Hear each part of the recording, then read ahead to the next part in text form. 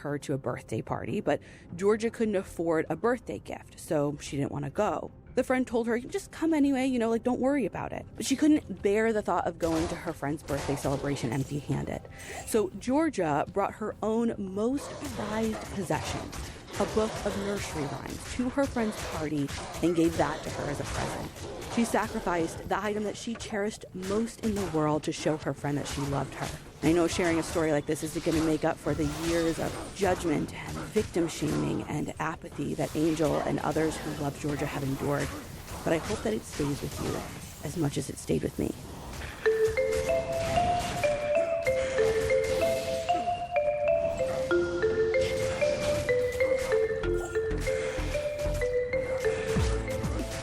Again, please check our show notes for all of the contact information if you have information about Georgia's case. We also have a hotline number in there if you or someone you know is a child who's being sexually abused. You can visit crimejunkiepodcast.com to check out photos, documents, and source material for this week's episode. And be sure to follow us on Instagram at Crime Junkie Podcast. We'll be back next week with a brand new episode.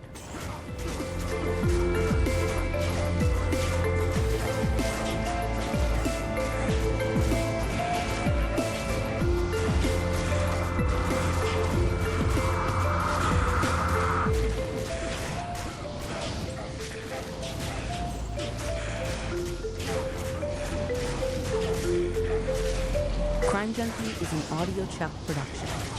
So, what do you think, Chuck? You approve?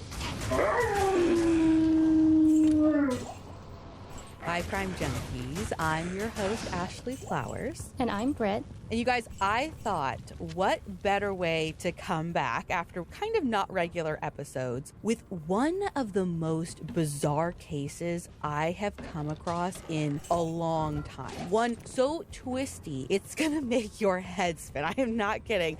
Britt, I actually touched on this case briefly. It was like late 2020, maybe early 2021 in our fan club. Because along with like full regular episodes every month, sometimes Britt and I will do like bonuses and talk about things that other people in the true crime space are talking about. So like when Unsolved Mysteries came back, we were like, okay, let's like dive in. And of course, one thing I should know by now is that the story you get on TV is never the full thing. And I just got drawn into this particular episode, Lady in the Lake, and I couldn't stop thinking about it. And sure enough, when you do even like the most like cursory Google search, you'll find more info, which I brought up back then. But I still couldn't let this one go. So recently I did a true deep dive, and honestly, I think I broke my brain.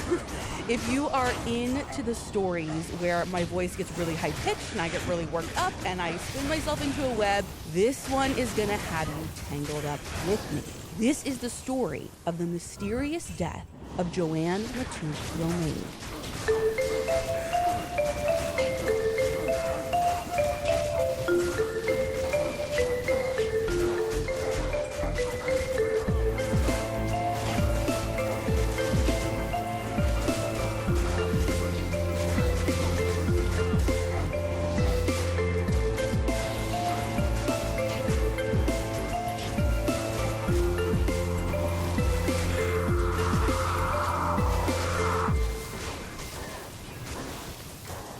It's a cold night in Michigan on January 12, 2010. 20-something Michelle Romaine is at home with her two other grown siblings, and since it's after 9, things in the house are kind of like winding down for the night. They're just waiting for their mom to get home before they fully lock up and call it a night. Now, you see, earlier, their mom, Joanne, had dropped her son off, Michael, and then went to go get gas. And that was a couple of hours ago, but they figured she probably went to church, maybe she ran some errands, whatever. So when Michelle sees headlights in the front window, she assumes that it's her mom. But when she peeks out of the window, her heart sinks because it's actually the police. When she opens the door, Michelle's fears only grow because according to what she told producers of Unsolved Mysteries for an episode called Lady in the Lake, the officer immediately confronts her with some troubling news.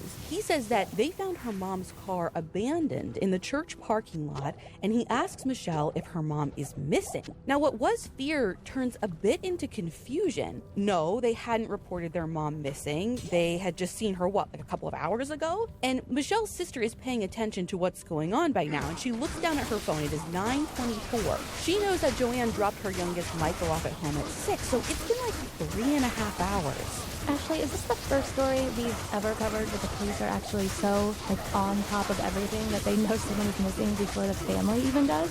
Maybe, but there's actually something else confusing to Michelle. So the car that they found in his church parking lot, it's a silver Lexus that her mom was driving that night. You see, that car is registered to Michelle. So she's wondering, how did police know to come looking for Joanne? Shouldn't they have been... Right, they should be looking for her. Right. Now, in that moment, it didn't matter too much to Michelle. She knew that her mom was driving the car that night and her mom wasn't home. So she needed to figure out what was going on. So she and her sister, along with their Uncle John, all got together and drove to the church where Joanne's car was parked. Now, they probably expected to see a pretty empty parking lot. Joanne's car for sure, maybe a cop car next to it with an officer who ran the plates, if that even. Because, what's the officer going to do just hanging around it? But when they pull up, it's a little bit after 10 p.m., and what they actually saw made all of their jaws drop to the floor, where it was a full-on crime scene. We're talking taped off, officers crawling all over the place, literally helicopters in the air, searching Lake St. Clair across the street from the church. It was unreal. Oh, wait, what am I missing? We've covered hundreds of stories now, and in nearly every single one, the police are telling the family they have to wait, 24, 48, sometimes 72 hours to even report a loved one missing. And in Michigan, they have helicopters out within, 3 hours? Well, police on the scene are telling Michelle that there's a reason for the urgency. They have a reason to believe that Joanne took her own life, they say. And they're telling them all of this is not searching for a missing person. This is a rescue effort. Okay, but how do they know that? They can't have taken, a mental history on her at this point. No, they don't, and honestly, a mental history wouldn't have led them to this conclusion. Joanne had no history of depression or any mental illnesses. What police say is that when the officer came across her abandoned car and ran the plates or whatever, he noticed that there was also a purse still inside, but more concerning, he saw footprints in the snow, small, high-heeled prints leading from the car out to the lake. And when he followed the prints right up to the water, he then saw this area where it looked like someone had kind of sat down and slid down this concrete wall to the next level, slid down again, right into the water. So they were convinced then and there that Joanne had gone into the water and they needed to find her. And I'm sure everyone thought they stood a good chance. The water was super shallow. Literally, Joanne would have had to walk almost 2 football fields out into the water before the water even came above her less than 5-foot frame. And the water's pretty clear. Joanne was wearing all black that night, so against the icy blue, she should stand out. But more than anything, a lot of the lake was frozen over, so they should be able to look for holes or disturbances in the ice, and that should be a dead giveaway. So along with the helicopters, police brought in water search and rescue teams, and for the next several hours, they looked and looked and looked, but there wasn't a single sign of Joanne. Not even one additional clue. So by 4 a.m., the helicopters were called off and Joanne's car was towed to the police station for processing. Now, the family's natural reaction is, what now? Because, in their minds, she clearly didn't go into the lake like police originally thought. So then what happened to her? Maybe someone else was involved. But they say that there was no real next move from police. They stuck to their guns. She went into the water. We just haven't found her yet. But they say, maybe the current took her body out further and she'll likely wash up sometime in the next couple of days. So that's the next step. Just wait for a body? That's pretty much what they tell the family to do. But the family can't just sit around and do nothing. This makes zero sense to them. Joanne was not suicidal, and if something had snapped in her, in no world did they think that she would take her life in that way. Yeah, I was actually going to point that out. When you said she's a football field into the water even? 2 football fields. Okay, my point exactly. 2 football fields into this frigid water before she's even able to submerge herself. That's super odd, right? I certainly think so. Again, in January, it is freaking freezing. And remember what I had said before, after she dropped her son off that night, she was going to get gas to fill up her car. She didn't need to fill it up to make that trip to the church parking lot if her plan was just to pray and then get into the water. And actually, the fact that she was even going to church that night was all the more reason for them to think that she didn't do this to herself. Everyone who knew Joanne said she was a devout Catholic. and taking one's own life in that religion is a sin. They said Joanne would never, ever do that. Now, this is all too bizarre already. But what the family also knows, and something that they have stressed to police, is that Joanne was actually afraid for her life in the weeks leading up to her disappearance. She talked about being followed, about her mail being tampered with, and someone potentially listening in on her phone calls. So now that Joanne is actually gone, her family is confident that she wasn't just paranoid. Her fears were founded, and now the family knows something is really not right here. So according to reporting by Scott M. Bernstein that he did for a 3-part series in the Grosse Pointe News, in the very first hours and days after Joanne went missing, the family all got together and they started making their list of suspects. If Joanne didn't kill herself, there is someone involved in her disappearance. So who could that be? And for a suburban mother of 3, that list is longer than you might think. In the research material I have come across, there are 3 main people the family wondered about early on when Joanne first went missing. One was Joanne's husband, who she had been separated from for almost 5 years at this point. This was her kid's father. 2 was her brother, John Mathieu, and the people he was connected to. Now, John was actually the one who drove his 2 nieces to the church parking lot that night Joanne went missing. And 3 was a cousin Joanne had a tumultuous relationship with named Tim Mathieu. Now, Joanne's ex, David, doesn't have a reputation for being a violent man. But the 3 kids who lived in the Romaine house with David and Joanne when they were together knew that the couple had a reputation for fighting, like a lot. David would travel a lot for work, Joanne suspected infidelity, and so when he was home, it was like bickering nonstop. It was never ending. So the couple ended up separated. And whether it started before or after the separation, I don't exactly know, but at some point, David was rumored to have started up with Joanne's best friend, which is not a great look, and we've seen less complicated love trials end up in tragedy. And there's also the money of it all. A divorce would have been costly for David. And he and Joanne were in the middle of this legal battle. Basically, they were suing some contract workers over black mold that was found on one of their properties. And though they were still ways out from closure on that case, if they won, the damages would be in the ballpark of like $1 million. Now, if Joanne was around, she'd get half. If she wasn't, the whole thing would go to David. But again, we've seen people kill for less. Right. But, you know, when they're making this list, that's all they have. A bad relationship, he's better off financially. Does this mean something? Maybe, but they needed police to look into him more. So they write down the next name on their list, John Mathieu. Now, it's not so much that they thought John did something directly to Joanne. Of the 5 Mathieu siblings, John and Joanne were probably the closest at the time she went missing. But John had fallen on some tough times that could have made him a target for some dangerous people. Like, there was once a time when John was doing ultra well. Like, he was a known businessman in town, made tons of money. He was making those like 40 under 40 lists. But when business went south, John started borrowing money, doing a little gambling, and getting tied up with the wrong people. In that article Scott Bernstein wrote, someone who was with the family in those critical hours when they were brainstorming possibilities said, quote, they took out a legal pad and literally made a list of all the people who John Mathieu owed money to, and may have been upset enough to want to do him harm by hurting someone close to him, end quote. One of those people was a man named Anthony Hippia. According to one or more of Bernstein's sources, Anthony was a bookmaker who John owed a decent amount of money to, and Anthony's operation may have been loosely connected to a mob operation out of Detroit.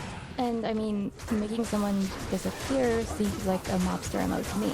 Yeah, and I agree. This looks like a good angle to go down. But here's the thing. I can't totally wrap my head around this idea that, like, if you're hurting someone's loved one to send a message, like, wouldn't it be important that it's super clear that there was a message and, like, who it was from? Like, unless John is just playing this ultra coy, he seems to be like, well, it's possible that someone did this, but I don't know who. Either way, again, it is just a name on a list for now. And then there's one more name the family adds. Tim Mathieu, Joanne's cousin. Now, this is a name that is specifically sticking out to Michelle as more than just a hunch, because in the weeks leading up to her mom's disappearance, Joanne specifically told her if something happens to me, look to Tim. I feel like we should start there. Does she know why her mom said that?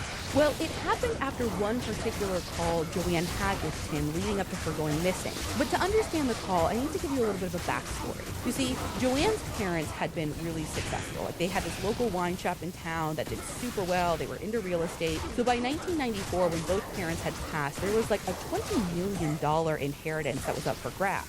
And I say up for grabs, but there was a will, and it was supposed to be doled out evenly among the 5 kids. But money, especially inheritance money, Britt, I don't know what it does to people, but it makes them lose their GD minds. Oh my God, you do not need to tell me twice. Yeah. And the Matute family was no exception. 2 of the 5 kids, Bill and Rosemary, they were the oldest, were the ones who kept running the wine store. And they were basically accused of taking more money than their fair share. And this got so bad, literally the siblings weren't talking to one another. And in 1998, Joanne and John actually filed suit against the estate. And within a couple of years, they won and were each paid $600,000 in back fees. Of course, it's not like that magically fixed the damage that had occurred over the last 6 years. The family was still very much divided. But this whole time, John and Joanne were kind of on the same team, if you will. Again, they've always been super close. And when he started having business troubles and legal troubles, it wasn't just gambling, he had also gotten busted for a check-kiting scheme, it seemed like Joanne blamed her cousin Tim, or maybe Tim and her brother Bill, for John's problems. Okay, I guess I don't get it.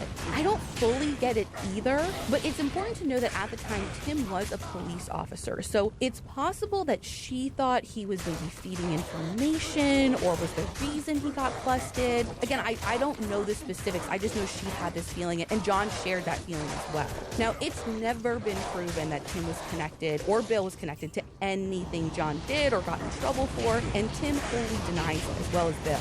Denies it now, denied it then, which was actually the reason Tim called Joanne before she went missing. So apparently for a while, the year before she even went missing, she was telling people she was scared of Tim. Scott Bernstein reported, quote, Matute Romaine's children say that when they were growing up, their mom did her best to keep them away from Tim Matute, calling him sick and depraved, end quote.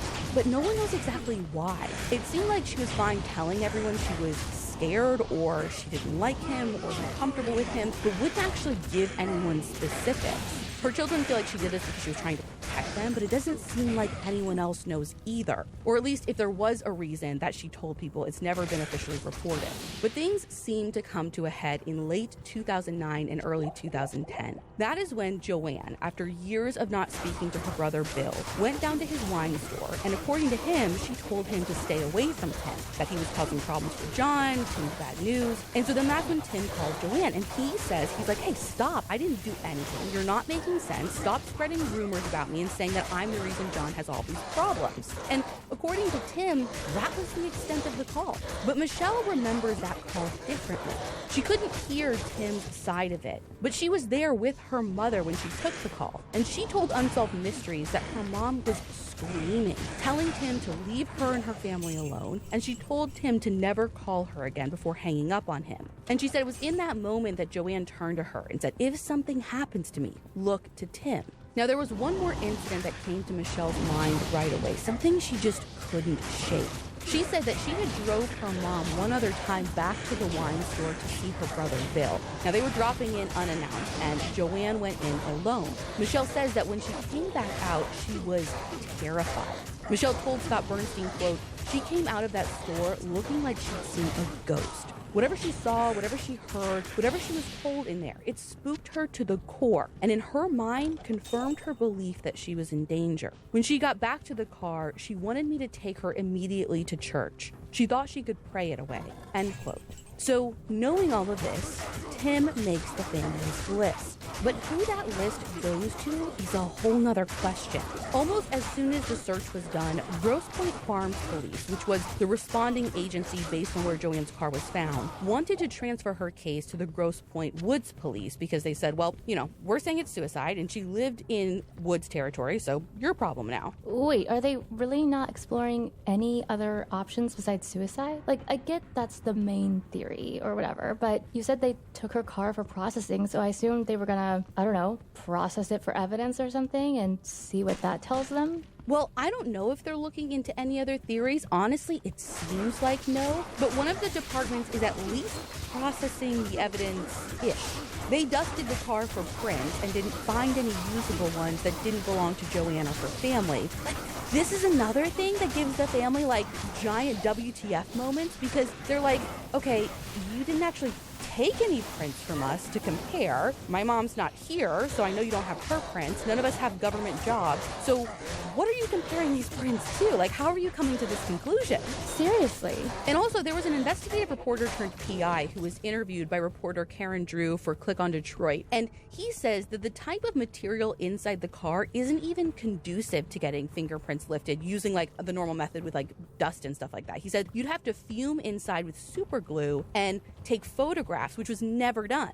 I mean, maybe they were preserving it for DNA instead? Like, I know it can be the trade-off. Sometimes you get prints or DNA because testing for one ruins your chances of getting the results on the other. Like, swabbing for DNA would smudge the prints, but using glue or even fingerprint dust would disrupt the DNA. Right, but they didn't do DNA. Specifically because they kept telling the family that there was nothing to point to signs of foul play, so nothing to warrant any criminal investigation like that. Okay, what about her purse? I mean, you said the first officer on the scene saw her purse in the car. Was there anything missing out of it? Did they, I don't know, process the purse at all? So they did at least look at it to try and see if anything was missing. You know, I would be looking at it to see if it was like a robbery or something. And they said that everything normal was in there except for her keys and her cell phone. But again, other stuff was in there. Her wallet was in there, and $1,500, according to a Marie Claire article by Kristen Igo. And police said that all the straps on her purse were intact, so they didn't consider a robbery to be any kind of motive. But when her family saw the purse, they disagreed.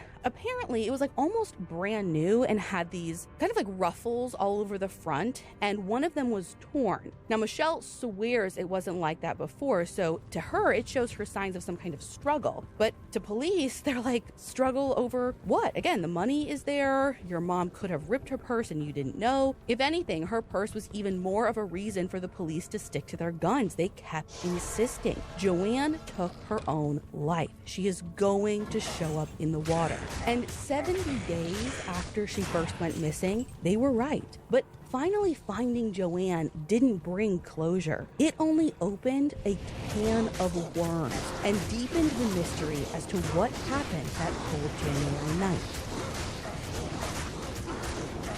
On March 20th, 2010, fishermen up in Amherstburg, Ontario, found a body floating in the Detroit River. Is that connected to Lake St. Clair, where police say Joanne went into the water? Yeah, it is.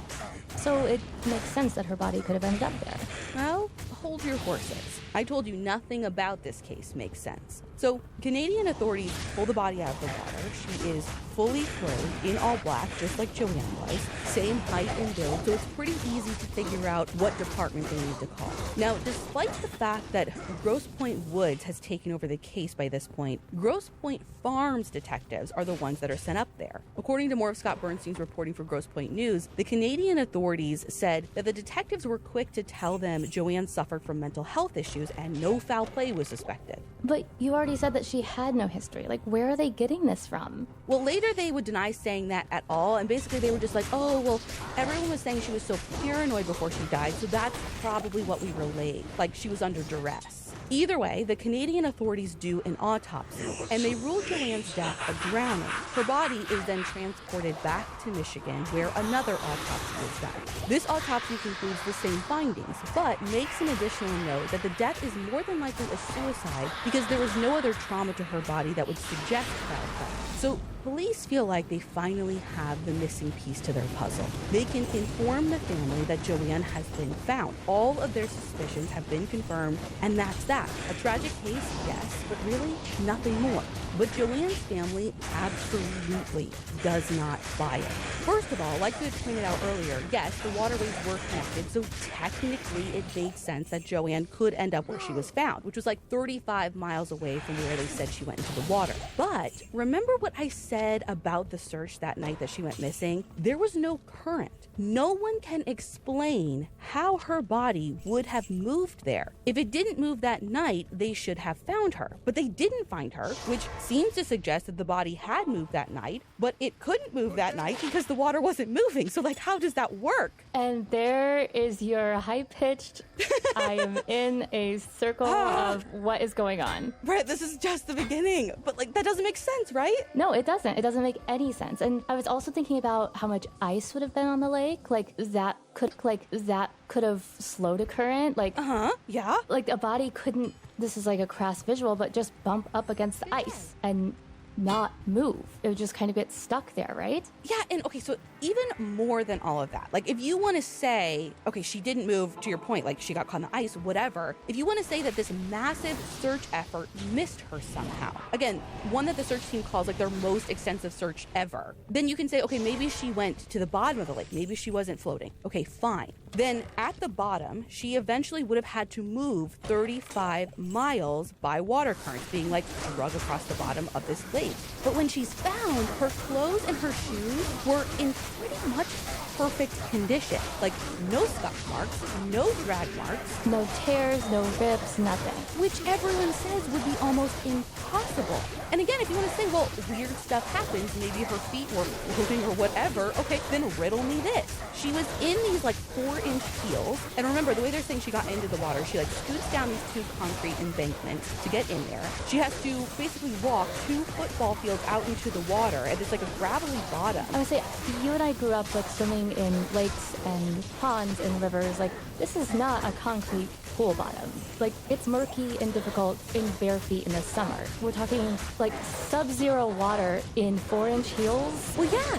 I mean, not only do I think she'd be falling all over the place, but like there's rocks and stuff at the bottom. So again, even if you were going to say she floated 35 miles and her feet didn't touch anything, that's why there's no scuff marks. Surely there's getting out there. Yes. Would have scuffed her shoes. Yeah, you gotta be kidding me. There's like no world in which I can make this make sense. And while we're at it, let me tell you something else they find on Joanne that doesn't make any sense. They find her keys. Now remember, those keys were missing from her purse, so at first glance, maybe this is not super weird. Right. Except Joanne's keys had already been returned to the family before her body was found.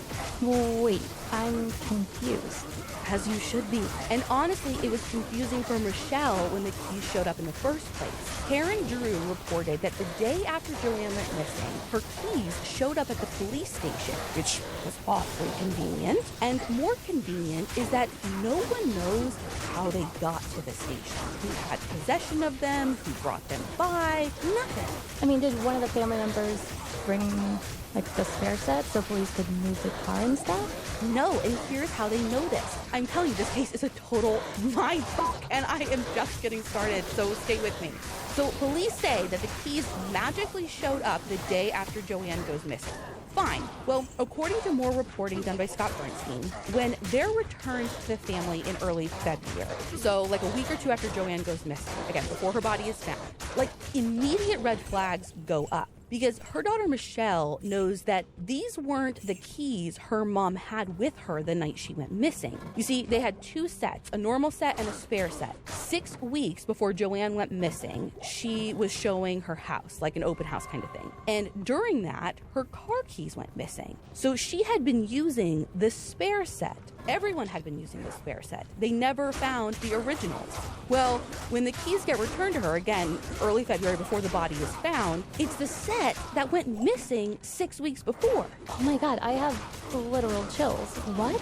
Britt, it makes no sense. Again, between the cops showing up looking for Joanne, and Michelle says they should have been looking for her, and then these missing keys showing up, the Romaine family had basically been over the local PD since long before their mom's body was found. And they've already hired their own investigators. But now that Joanne's been found, and Grosse Pointe departments just want to call this a suicide and close the case, that's when things really start moving for the family. because her family's like, fine, close it. We're going to file a Freedom of Information Act request to get the records, and they start pulling records of their own related to Joanne's activity before her death. Now, while they're getting these records, they also hire someone to do an independent autopsy at the University of Michigan. Now, we know 2 autopsies have been done already. It'd be kind of weird to find something different now, but weird is synonymous with this case, because this autopsy notes 2 really critical things.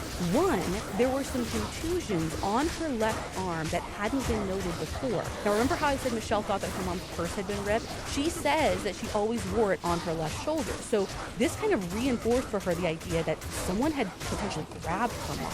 Now, the second thing found in the autopsy, and this is even more concerning, was that it was found that Joanne died of a dry drowning. Okay, care to explain that? It means there was no water in her lungs.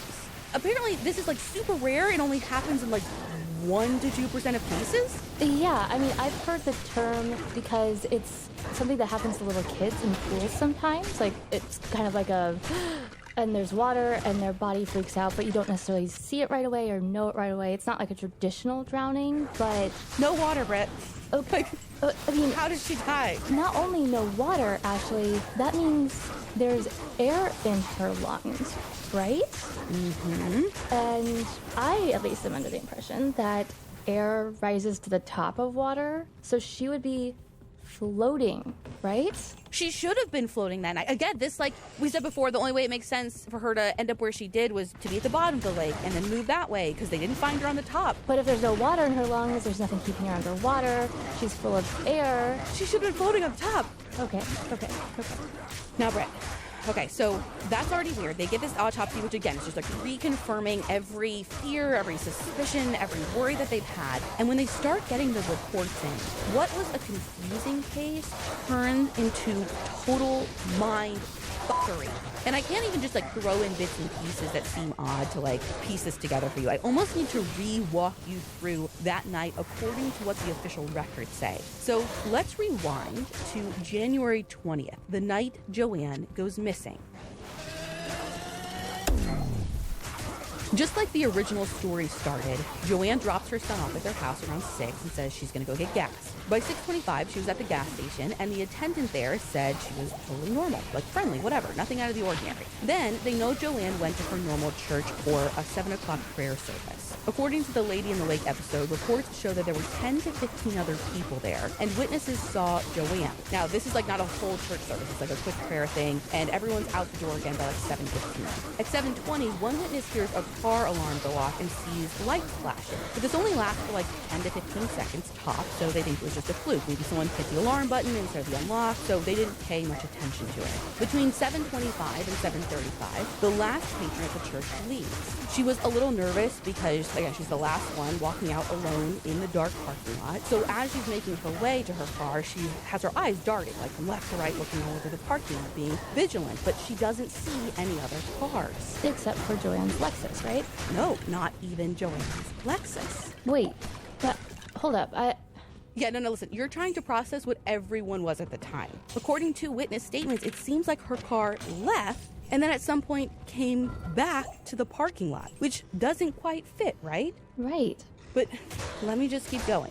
Because, you know, maybe the witness was wrong. Either way, the car is for sure back in the parking lot by 8:58. Because that is when an officer sees Joanne's car all alone in the parking lot and runs the plates. There's nothing sus about what comes up, so he marks no action on this report. Now, this officer makes no notes of any footprints or anything weird that's standing out to him. He just runs the plates, looks good, on his way. So he writes no action, but he goes to Joanne's house at like 9:30 or whatever time that was. He does that anyway? No, this officer writes no action and then really takes no action. It's just a car in a parking lot and he's on his way. But someone shows up at the Romaines' house at 9:24 asking about missing Joanne. Again, from the registration that is tied to Michelle. At 9:30, the U.S. Coast Guard's digital records show that Grosse Pointe Farms contacted them to help with a search. There's also a report listing the official start time of the Grosse Pointe Farms investigation as 9:30 p.m. And at 9:38, the Coast Guard launches crews, and they're on scene looking for Joanne by 9:51. Then at 9:58, a different officer comes by the parking lot and runs the Lexus's plates. Not the same guy who did before, totally different officer. And he's the one who says he sees those concerning things, the footprints leading away from the car towards the lake, and so he calls it in.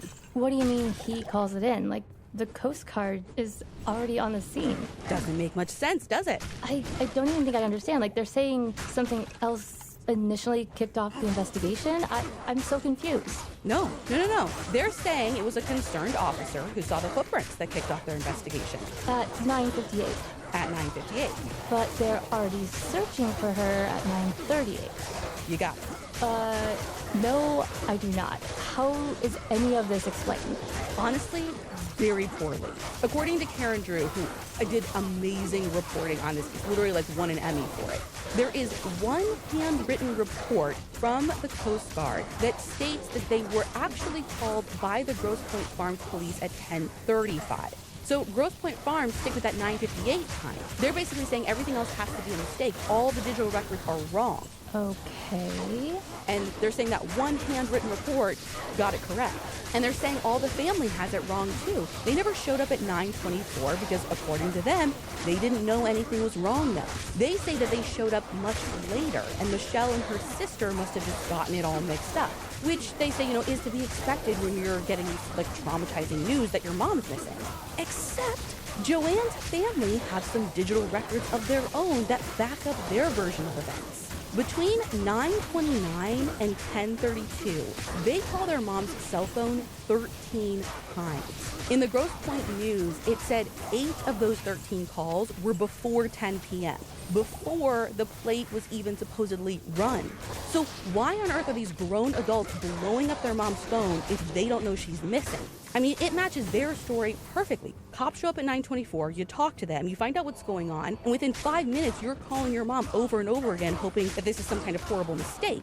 It doesn't work the other way. Right. Because in that scenario, it shows that you're blowing up your mom just because it's 9:30 and she wasn't home. You call her a bunch of times, and then after police show up at your house, at what they say is 10:24, you only make like 1 or 2 more calls. Like, how does that make sense? I mean, it doesn't. Yet this is the story everyone's sticking with. I mean, I don't like any of this, but just for the sake of argument, what if you said this was all some terrible clerical error, digital error, human error across the board, whatever?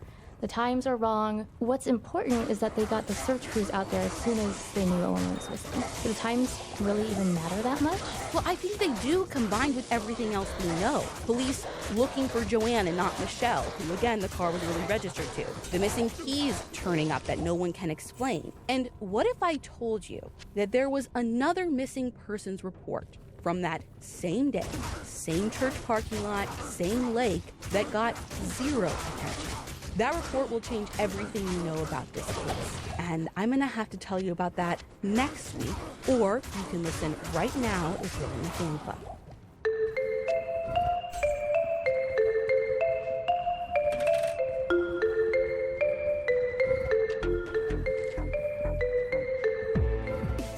Don't forget to come back next week for part 2, or you can join our fan club on our website, crimejunkiepodcast.com, to listen right now. You can also find all of the source material for this episode on the website as well. And be sure to follow us on Instagram at Crime Junkie Podcast. We'll be back next week with part 2.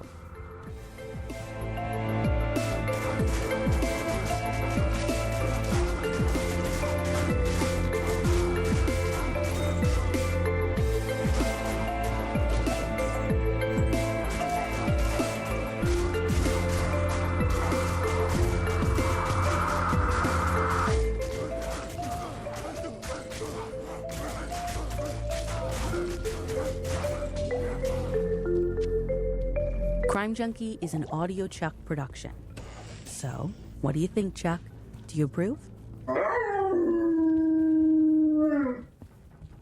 Hi, Crime Junkies. I'm your host, Ashley Flowers. And I'm Britt. and we are back with part 2 of our episode on the mysterious death of Joanne Matuk Romaine. This is possibly one of the most twisty stories I've ever come across in our 4 years of doing this show, so I'm telling you, you cannot just jump in here. Go back and listen to episode 1. But here is a quick recap, because I know there's a lot to process. In January 2010, police say Joanne Matuk Romaine went to a prayer service, then walked across the street down this snow-covered cement embankment into the freezing lake to take her own life.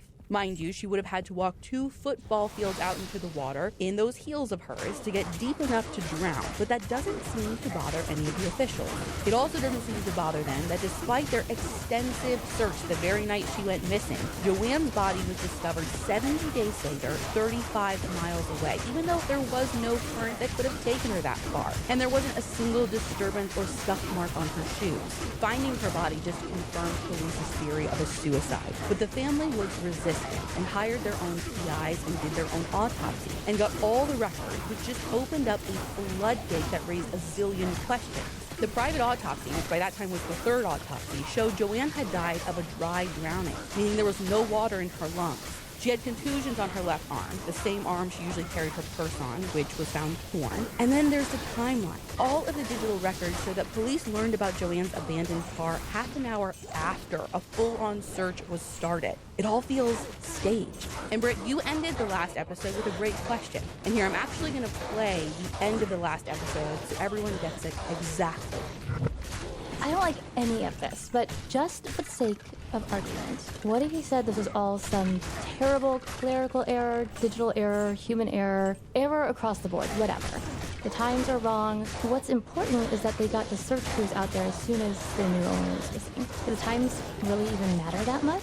Well, I think they do, combined with everything else we know. Police looking for Joanne and not Michelle, who again the car was really registered to. The missing keys turning up that no one can explain. And what if I told you that there was another missing persons report from that same day, same church parking lot, same lake that got 0 attention?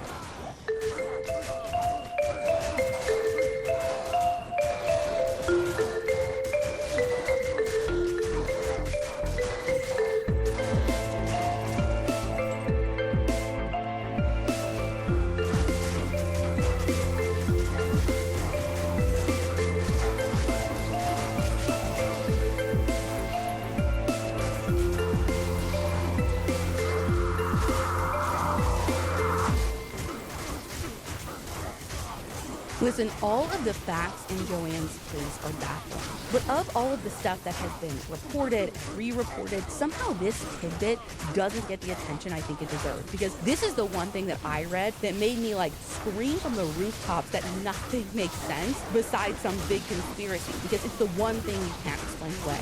So let me read you a direct quote from Scott Bernstein's second article in the Grosse Pointe News from back in 2020.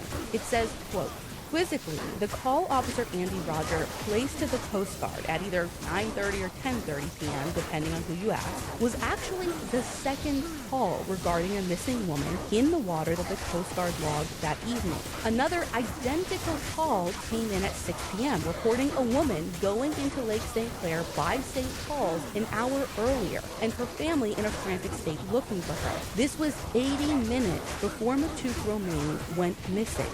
End quote. The article goes on to say that Joanne was with people at this time. It couldn't have been her. And sure, maybe it wasn't her. Maybe it was someone else. Yet, quote, "There were no other reports of a missing woman or anybody else going into the water in that vicinity made to any of the Grosse Pointe Police or St. Clair Shores Police Departments that night. The Romaines feel the first call is another sign of a cover-up." End quote. So, just to clarify, the Coast Guard has this call on record, but the police have no reports to match it. Right, there is no explanation for it. And like I said, there was 0 search effort for this other person as far as I can tell, nada. So if this call was real and not somebody missing their cue for this weird staged thing, which I can't even begin to explain, why not go looking for this woman? Why does that woman get nothing, and then a couple of hours later, on the same day, under seemingly exact same different circumstances, Joanne has an army out looking for her. I mean, I would assume they would say it has something to do with the footprints the officer said he found leading from the car or whatever, into the lake. I mean, to be honest, I can't find anyone's official response to this question of what happened with this first call. That's part of why it's such a loose thread for me. Like, I obsess over it. But let's say it was the footprints. Let's talk about everything wrong with those for a second. When the family got the files, there were no photographs of women's high-heel footprints. Not by the car, not by the water. Now later, the officer who originally found them changed his testimony and said that they weren't by the car. They were actually by the road or by the water. My question is, what made you even go to the water in the first place? Honestly, this whole thing is really freaking hard to buy, even if there was a GD breadcrumb trail, because, hang on, I need to show you this, right? You guys can all see this picture too if you're listening in the Crime Junkie app. So here is the church. And to get to the water, you have to walk across a road, then walk across a median. And then across another road. This is not what I was picturing at all. Yeah, so again, he's saying that there was no footprints by the car to begin with, but I'm saying even if there was, wouldn't you lose those across the road? Or it just doesn't make sense. Well, and it's a road. People could also be walking along a road. What's so weird about footprints along a road? Yeah, but anyways, that aside, they get these pictures, and there are no high heel prints by the car. In part 5 of the Dateline Detroit story on this case, they said that there were work boot prints, but nothing that came close to matching Joanne's tiny size 5 feet, and definitely no heels. And the very few photos that they do have from down by the water where police say she went in, there's nothing. I mean, there is something. It's this mess of activity. It doesn't look like someone, to me at least, sat down, scooched down. But there's zero high heel prints. And I actually have a picture of that too. I'll send it to you. Hang on. Yeah, actually, so kind of on this note, the first snow we had, I was getting out of Justin's car on kind of a slope, and I basically fell out. I was also wearing pointy-toed flats, which was probably not the best option. And even though it looked like a horse fell out of his passenger seat, you could still tell that, I had very defined footprints once I did find my footage. I had pointy-toed flats on. You would be able to tell from this picture if there was anyone in tiny 4-inch heels anywhere in the vicinity of this. Well, the one thing I will say about that is, to your point, you got your footing again and, got back up and moved. Again, if she truly is, going down into the water, it would be a mess of activity. And I can see there not being any prints. But then it goes back to there's still not any prints. Right, she didn't, roll across the road either. She had to walk across the road, across the median. Right, and they don't have any pictures of prints. Right, even, she would have had to walk at least close to the end of this embankment to scoot down. There's still no prints. Yeah.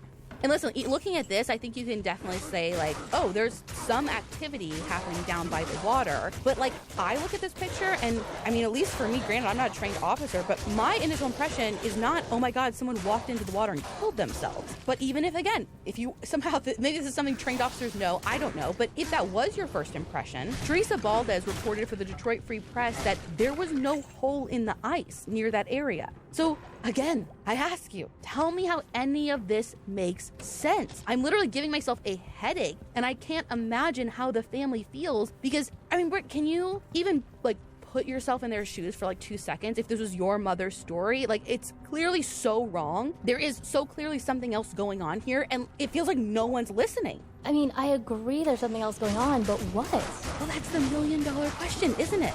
So did anyone ever look into the people on the family's list, or were law enforcement so set on the suicide theory they didn't even do that? Well, at some point, one agency or another at least talked to these people who, just for a reminder, we had Joanne's husband, who she was separated from for years at that point and who was rumored to have been having an affair with her best friend. There was also connections that her brother John had to some seedy people, specifically one guy named Anthony, who he was said to have owed money to. And there was Joanne's cousin Tim too, who she told people she was afraid of in the weeks and months leading up to her disappearance. So Joanne's ex-husband had an alibi. He couldn't have been the one to physically do something to her. According to Scott Bernstein's reporting, he was actually at dinner with his 2 daughters around the time something is thought to have happened to her. Though, notably, he took a polygraph that was inconclusive and showed signs of deception, although everyone seems to think that he was lying about having an affair with her best friend, not about doing anything to Joanne, because 2 years after Joanne died, he was actually married to that very best friend. Now, John took a polygraph and passed. Again, I think that was more to see if he knew who could be responsible. And though it seems he doesn't, no one has ever ruled out the idea that his debts or his relationships with unsavory people could have been the reason that this happened to Joanne. Oh, what about that Anthony guy connected to John? Well, interestingly, he has never been asked to take a polygraph. Police said that they talked to him and felt like he had nothing to contribute to Joanne's case. And actually, another person that's never been asked to take a polygraph, or at least according to the source material I have found, is Joanne's brother Bill, which I find kind of strange because she seemed to have a decent amount of interaction with him before she went missing. Again, after years of them not talking at all, and I'm kind of surprised that there wasn't more interest in their conversations. Like, from his perspective, he says that all of the conversations were pretty benign, and I'm not saying he had anything to do with it, but it would seem important to me to make sure he's 100% on the up and up about what they talked about. Right. So what about Tim? He seemed like the one the family was the most interested in at the time. I assume he talked to police and took a polygraph? They kind of talked to him, but honestly, the way police went about it raised even more suspicion that they were trying to cover something up.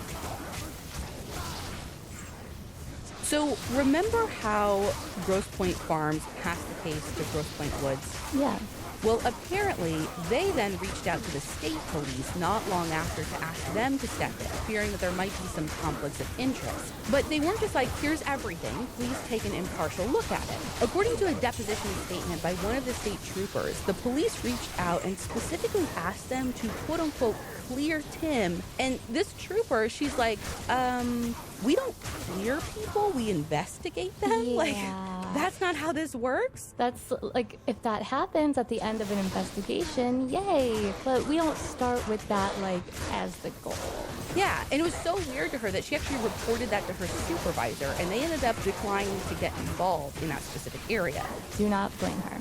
So I don't know how many times he was actually talked to or by whom. I did read that he never did agree to take a polygraph, but it's important to note that one of the PIs that the family hired has come out and said that he doesn't think Tim is being dishonest, and he probably doesn't have anything to do with this. Tim has made a formal statement on his cousin's case stating, quote, "On a very tragic night, the night Joanne went missing in January 2010, I was on duty working for a Michigan State Police Narcotics Task Force in Warren. My location that night has been verified and confirmed by testimony of Michigan State Police troopers and corroborated by cell phone records. After a lengthy 5-year lawsuit, not one but 2 federal courts dismissed the case against me. Any allegations connecting me to the death of Joanne are false." End quote. Sounds like the state police might have a conflict with Tim, too. Yeah, seems like it to me. So what can you tell me about these lawsuits he's talking about in that statement? Well, Joanne's family ended up suing the police and a number of individuals alleging a cover-up by police. It went on for years, but ultimately, like Tim said in his statement, it was dismissed. Twice, actually, because they appealed the first decision. Though the judge did make an interesting comment in their ruling, stating, quote, "There is no evidence that someone who wanted to kill Miss Romaine knew the police would cover it up. The court, however, acknowledges there are disputed facts in this matter that are very disturbing and remain unresolved. While the circumstances surrounding Miss Romaine's disappearance and death remain a mystery and, in fact, are somewhat suspicious, the fact is that the plaintiff fails to create a genuine issue of material fact to hold the police liable." End quote. So basically, yeah, it's all shady as hell, but you couldn't piece it together enough to tell us what it means, so we just have to dismiss it. Exactly. And honestly, it's the same problem I have when I keep looking at this case. The question's why? And how big is this whole thing? That's what really is tying me up. Like, something is definitely off, right? We all agree. That judge agrees. Something is very, very wrong here. People are being dishonest. But is everyone in on it? The Grosse Pointe Farms Police, the Grosse Pointe Woods Police, the Michigan State Police, the Coroner's Office, the Coast Guard. That is fucking everyone. Well, 2 coroner's offices, because didn't she have an autopsy in Canada too? Yes! Listen, I know there are corrupt cops, there are corrupt departments, there are corrupt agencies, but every single one of them in this area, that seems so far-fetched, honestly, so terrifying. Yeah. But there is this one other piece that you need to know, another agency that was involved. Oh my goodness. Honestly, I want to tell you that it makes this whole thing make more sense, but it might just add more layers to this mystery. And it involves a meeting that Joanne might have had with the FBI before she vanished. The FBI? Are you kidding me? Nope. Scott Bernstein wrote in his coverage for this case that, quote, a highly placed source inside the Patrick V. McNamara Federal Building in Detroit says Matuk Romaine met with federal authorities at a restaurant in the days prior to her disappearance. That source said he fears that news of that meeting might have leaked, end quote. Now, no one on record from the FBI will confirm or deny that Joanne met with or had plans to meet with the agency. So maybe there is something huge there, but again, what? And what is so big that they're going to look the other way while all these other departments cover up a murder? Okay, but what if they aren't looking away? What if they're conducting their own investigation? What do you mean? I mean, I feel like we've seen this before. There is a bigger fish, a bigger investigation. So smaller ones get shut down or kind of moved to the side to not blow some bigger, wilder, ongoing investigation. Yeah, but it's been 12 years at this point and nothing has happened. And again, I come back to what the heck is so big that every agency in the area is working together to cover it up? Or maybe the FBI is working with them to make this look like something else? Like, I don't know what's happening. I'm sorry. Yeah, I feel like your brain is starting to short circuit like mine is. But I have one last thing to throw your way that involves the FBI in a way. And I'm literally telling you about this the way I found out about it. Like, I was in that point in my research where I thought, okay, this is it. I have to retire after this one because, like, I'm literally losing my marbles with this case. Like, I have to be wrong because stuff this big only happens on TV. And then literally, like, my last source material that I was, like, reading before I was like, oh, I'm gonna jump into writing. I come across another case that happened just months after Joanne that might have nothing to do with hers, but it echoes all of the same terrifying circumstances in the exact same area. So the same year Joanne went missing and was found. But in September, another Grosse Pointe resident and local bank president, David Whitlock, went missing. Now, he was supposed to give his wife, who was traveling, a wake-up call on September 20th, but he never phoned in. Now, this was odd, but like so many other stories we've told, she didn't panic. She was an attorney. He is the president of a bank. She knew that they led busy lives. And honestly, part of her must have even guessed that maybe he wouldn't call because she also had the front desk at her hotel give her a wake-up call. So she went about her day. According to Naima Jabali Nash for CBS News, that same morning around 7 a.m., a maintenance worker at David's office building noticed his car parked at the office. And when they went to go see him, there were some overturned pieces of furniture and files in disarray in his office. The office employee phoned the police, who in turn called David's wife. Now, she was just about to turn off her phone and go into court when she got that call from police asking if she'd heard from him, which obviously had her rushing home to figure out what was going on. When police started looking into his disappearance, there was more than just that ransacked office to make them worried. According to Douglas Belkin's reporting for the Wall Street Journal, a .38 caliber revolver that belonged to David was missing from his office. And strangely, there was a brand new .38 semi-automatic still in its packaging that was left at the office. And was that purchased, like, recently? It was, but why he bought it, no one really knows. Like, this guy wasn't a gun nut by any stretch, so those who knew him, they figured something must have been going on in David's life to make him want extra protection. Next, police checked the surveillance footage from David's office building. Joe Swickard for the Detroit Free Press reported that it showed David leaving his office at around 8 p.m. the night of the 19th. And he was holding something in his arms like a package or maybe a thick folder. He just left his car behind at the office and never showed up on camera again. Was he totally alone when he left? Yeah, which makes the question of who ransacked his office an odd one, right? Like, did he do that? Did someone come later? Like, there wasn't any reporting about whether or not anyone else was seen on footage in the building that could have done that. I mean, there was one other woman that we know was in the building that Sunday. It was actually a coworker of David's, but she was totally cleared of any involvement. Days were turning into weeks, and rumors began to spread. Rumors that David had a gambling problem before he moved to Michigan. According to a Business Insider article written by Katya Wachel, quote, 2 former coworkers have said that Whitlock used to have a $3,000 a day gambling problem in Vegas before he relocated to Michigan in the 90s. The sheriff slammed the allegations, and the acting CEO of the bank also said that Whitlock did not have gambling problems, end quote. People started talking about the bank's financial troubles. Maybe David had run off with money that he was trying to raise to save the bank. And some of it was true. The bank was in a bad spot. According to Douglas Belkin, the small community bank was, quote, significantly undercapitalized. David needed to raise something like $10 million to keep things afloat, but actually he was doing it. Before he went missing, things were looking up, and he was meeting with a bunch of potential investors and sourcing some good leads. That same Wall Street Journal article said that he had already had like 8 of the 10 million secured. So for like a hot minute, everyone's like, well, maybe he just took the money and started over. But this was just a rumor because there was no money missing. But there was a clue in those meetings he was taking to get the money. Apparently, there was this one meeting that he took with a potential investor that had him worried. So worried that according to Joe Swickard, he had reached out to a retired FBI agent to set a meeting about some guys he met with. He didn't name names yet, but it seems like maybe he'd wanted to let someone know about something that he'd come across. What that might have been was hard to tell though, because when police went to check his emails, work files, search history, all of that goes into like a digital trail that might give them a clue, they found nothing. Not that everything was like innocent or had, no clues, but like literally nothing was there. It seems that before David walked out of his office and into some vast abyss on September 19th, he, or someone, managed to erase most of his digital data that might help police. Mitch Hotz reported for the Oakland Press that his iPad, work computer files, and GPS were all wiped. According to the sheriff that was quoted in that article, quote, the experts we talked to say it was a sign of someone erasing his life. Something's not normal there, end quote.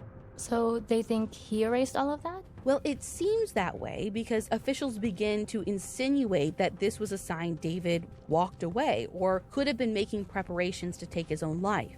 But if it was the latter, where was he?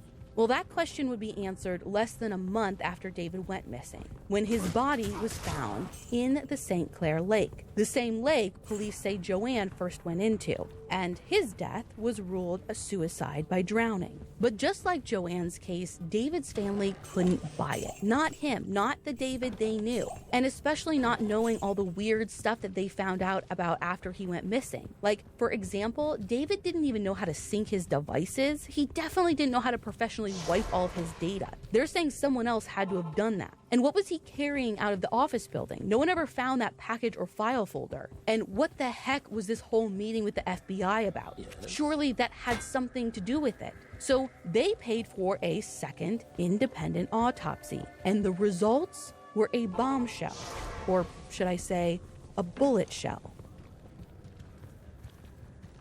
Even though the first coroner, by the way, the same exact coroner who called Joanne's death a straight drowning right when her body was brought back to Michigan from Canada and totally dismissed the fact that there was no water in her lungs and there were contusions on her arm, even though that same guy said that this was a drowning too and likely a suicide, the second coroner found a freaking bullet hole in the back of David's neck, and the bullet still lodged in his head, the angle of which many reports called quote-unquote execution style. However, Grosse Pointe police aren't so quick to jump to the idea that this was an execution. They said that they were still going to investigate it as a potential homicide, but that suicide was still possible. I'm sorry, hold up. How do you miss a bullet hole and a bullet still inside someone's head during an autopsy? This is where you can get real conspiratorial. The most innocent explanation is laziness or like really poor job performance. I don't have any copies of the actual autopsy report, but if there was maybe water in this guy's lungs, then... I mean, not that this coroner would even check for that. because we know he didn't before. Right, but let's say he learned a lesson from Joanne's case and checked, and there was water in there. Maybe he's found water and it's like, meh, good enough, case closed. If you don't believe that this was just, again, laziness or incompetence, well then someone didn't want anyone to know that he was shot and wanted this whole thing to just go away. Okay, but that would be such a risk. Again, what, like 9-10 months ago, you had another family do their own autopsy. You're gonna look so shady, or at the very least, like a fool if you miss this. I mean, I don't disagree. Did he ever have to explain himself? Kind of, but the explanation is very unsatisfying. I guess at first he kind of alluded to it being like bad equipment that he had in his lab, but I don't think that the higher-ups appreciated that very much, because then he had to do this whole press conference where he was like, no, stuff I have's great. I'm given all the tools I need to do my job. Just the way that the bullet was in his head was like, it was blocked when I did the x-ray. It's like a total fluke. Okay, but someone else was able to find it. Yeah, and again, like I like to say, the hole was still there, right? Like in the back of his neck, like... Yeah, like something you should notice, I guess, in my opinion. Yeah, so I listen. Either they're hiding something or this guy is just really bad at his job. I don't know. Anyways, they searched the water again after this new cause of death was determined, and they found a gun registered to David in the water 6 feet from where his body was found. This is the same gun that was missing from his office. So is that significant? Like, was his body lodged somewhere, or could he have floated further away from it? So I couldn't find any detailed reports of exactly how he was found, or if there was no current or anything that would have moved it, like in Joanne's case. There are just references to this fact throughout some of the articles that I do have, where journalists point out that it's strange that it's 6 feet away. Some allude to this as proof he couldn't have shot himself, but they don't provide details to back that up. So I really don't have enough information to weigh this piece of evidence properly. But the police and the coroner must have believed it was still at least possible that he shot himself, because ultimately the manner of death is ruled indeterminate, and the case was still kind of treated like it could be anything. So did anyone do any tests to see if the angle of the shot was even possible to be self-inflicted? You said earlier some reports were saying it was like execution style. Well, I don't think there were any like CSI reconstructions done, but the coroner who did the independent autopsy told the Detroit Free Press that suicide was possible, but would have taken a freaking contortionist to pull off. And listen, that's all, folks, in David's case. There are no more answers today than there were back in 2010. And you know who predicted that? Bill Matouk, who was quoted in a 2010 Detroit Free Press article about David. He said, quote, "Maybe it will be the same way in our case. We're just never going to know," end quote. Wait, why was Bill in this article about David? I mean, was it about both cases? They did happen same lake, kind of same time? No, it was just about David, but apparently they knew one another, at least casually, because I think David frequented the wine store, maybe more, I don't know. So we have two people, same town, same lake. We know they were connected at least by family acquaintances, both rumored to have met with the FBI before going missing, both deaths ruled suicide by drowning, both autopsies wildly wrong by the same coroner, and both cases still completely unresolved. Yeah, I don't know if they have anything to do with one another, but it's hard not to go looking for answers in every other case that feels even a little similar when answers are so hard to come by. And do you want to know like one more thing about Joanne's case that is super weird, or are you like on overload already? I mean, any good crime monkey isn't going to be able to turn down an offer like that, so lay it on me. Okay, so back when Michelle and her team had gotten the records from police, they actually found out about a couple of witnesses who might have seen some really critical things, but police kind of just dismissed them. The first was a woman who, according to Karen Drew for Click on Detroit, saw a man running down the road near the church at 750. She described what he was wearing, which included this, like, scarf. Well, police actually found a scarf on the road that matched what the witness described. They collected it, they put it into evidence, but just like with Joanne's car, they said there was nothing to suggest foul play or warrant any, like, testing of the scarf. Okay, maybe not then, but what about now? Well, coulda, woulda, shoulda, because they don't have it now. They gave the scarf to Goodwill in 2015. They gave a piece of evidence to Goodwill. Mm-hmm. Well, that just made all of my thrifting trips a lot weirder. What? Could they even do that? I didn't know that that was something they did. And again, in their minds, they were like, oh, well, again, we've closed the case. We called it a suicide. But you also did that forever ago. And you're like, in all this litigation with the family. Like, why? What's the harm in keeping a scarf in a box? That's all we're asking you to do. Yeah, well, anyways, they're like, sorry, it's gone. Now, the other witness statement is possibly even more infuriating. The family found out that a week after Joanne went missing, so again, way before her body's even found, a man named Paul Hawk was watching the news and saw Joanne's story. And right away, he went into the police station and described a disturbing scene that he saw the day she disappeared. According to Dateline Detroit, on that night, he was traveling north on Lakeshore Drive, and he saw a heavyset woman in all black sitting on the break wall of Lake St. Clair. He said she was sitting really still, and she was kind of like slumped over.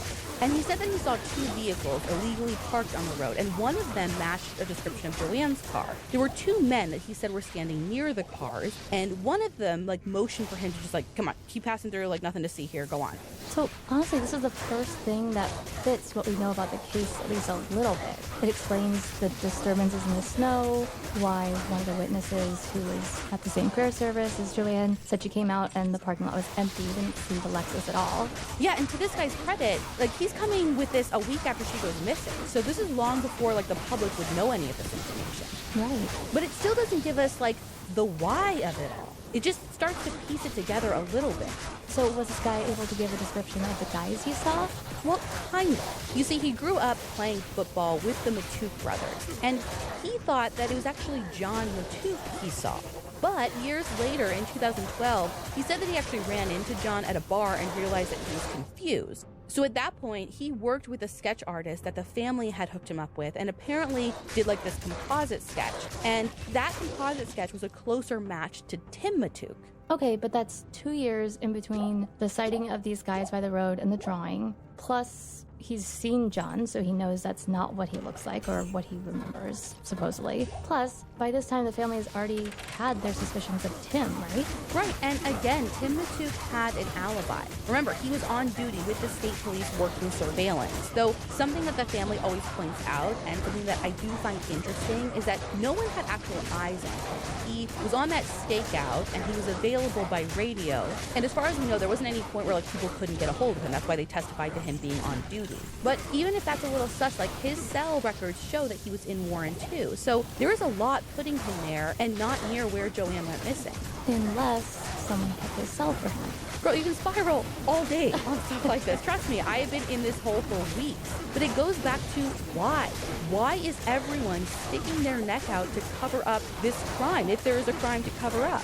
But I get why people are stuck on this thing, because in the back of my head, I'm like, this all can't be a coincidence. If something is just too big to believe, that's not a reason to write it off. I feel like that judge who said, yes, all of this is wrong, but for what? Give me any explanation. Honestly, I'll take anything because nothing makes sense anymore. So I assume because Tim had an alibi, this guy's witness statement doesn't really mean much to anybody. Well, I don't even think the alibi is the reason they wrote it off. I mean, remember, it wasn't Tim in his mind until 2 years later. He came to the station a week after Joanne went missing, and police wrote it off pretty much right then. And the reason they did that was because they said it didn't matter who he saw because it never happened. Or if it did, whatever he saw had nothing to do with Joanne's case, because they say in his initial statement that he said it was dusk when he saw this. But we know that Joanne left the prayer service at about 7:15, which, Britt, you and I know, Michigan in January at 7:15, it's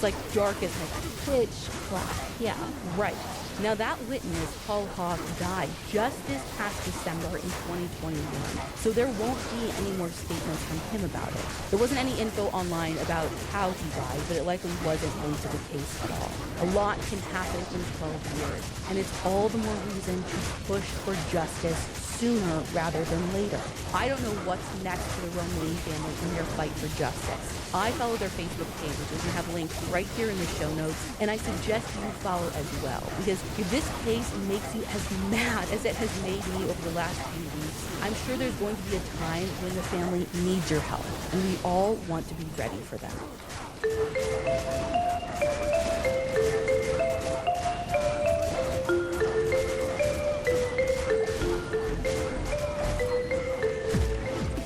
You can find all of the source material for this episode on our website, crimejunkiepodcast.com.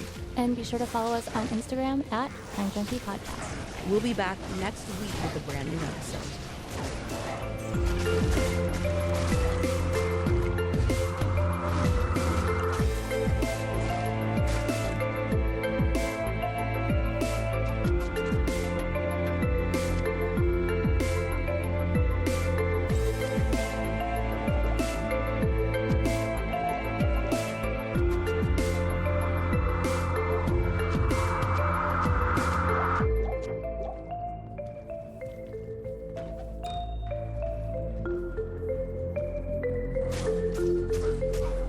Crime Junkie is an Audio Chuck production. So, what do you think, Chuck? Do you approve? Hi, Crime Junkies. I'm your host, Ashley Flowers, and you guys have known me as your host for, 4 years now? Well, what if I told you that I am going to be your host on another weekly Audio Chuck true crime show that you are going to love just as much as Crime Junkie?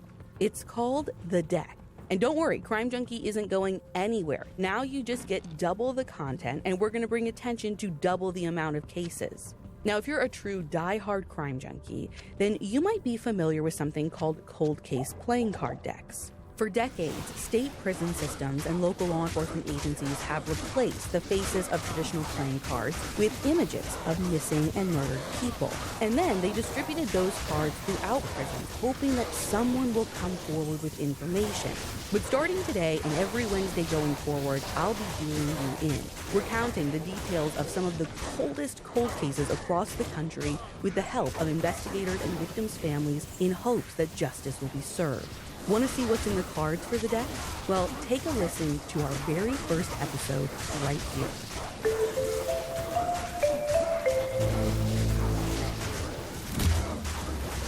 Our card this week is Linda Smith, the Nine of Hearts from Idaho. In 1981, in her hometown of Pocatello, Idaho, 14-year-old Linda Smith was abducted from her family's home. Whoever took her all those decades ago snuck past her sleeping brother and into her bedroom. And to this day, that person remains unidentified. To help tell us Linda's story, our team interviewed Linda's brother Ben on the 40th anniversary of his sister's kidnapping. What he remembers about this gripping story will leave you shook. I'm Ashley Flowers, and this is The Deck.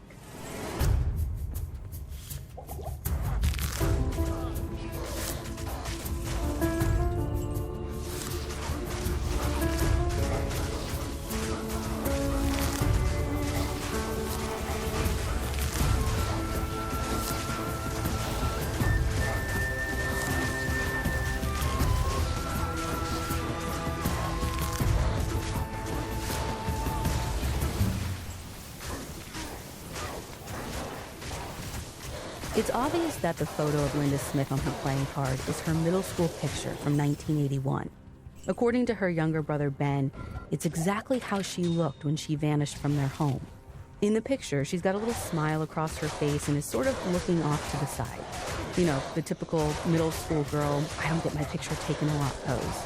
Her short, wavy brown hair is parted down the middle, and underneath the photo are the words, homicide victim. This is how the Pocatello Police Department categorizes Linda, and sadly, it has been that way for 4 decades.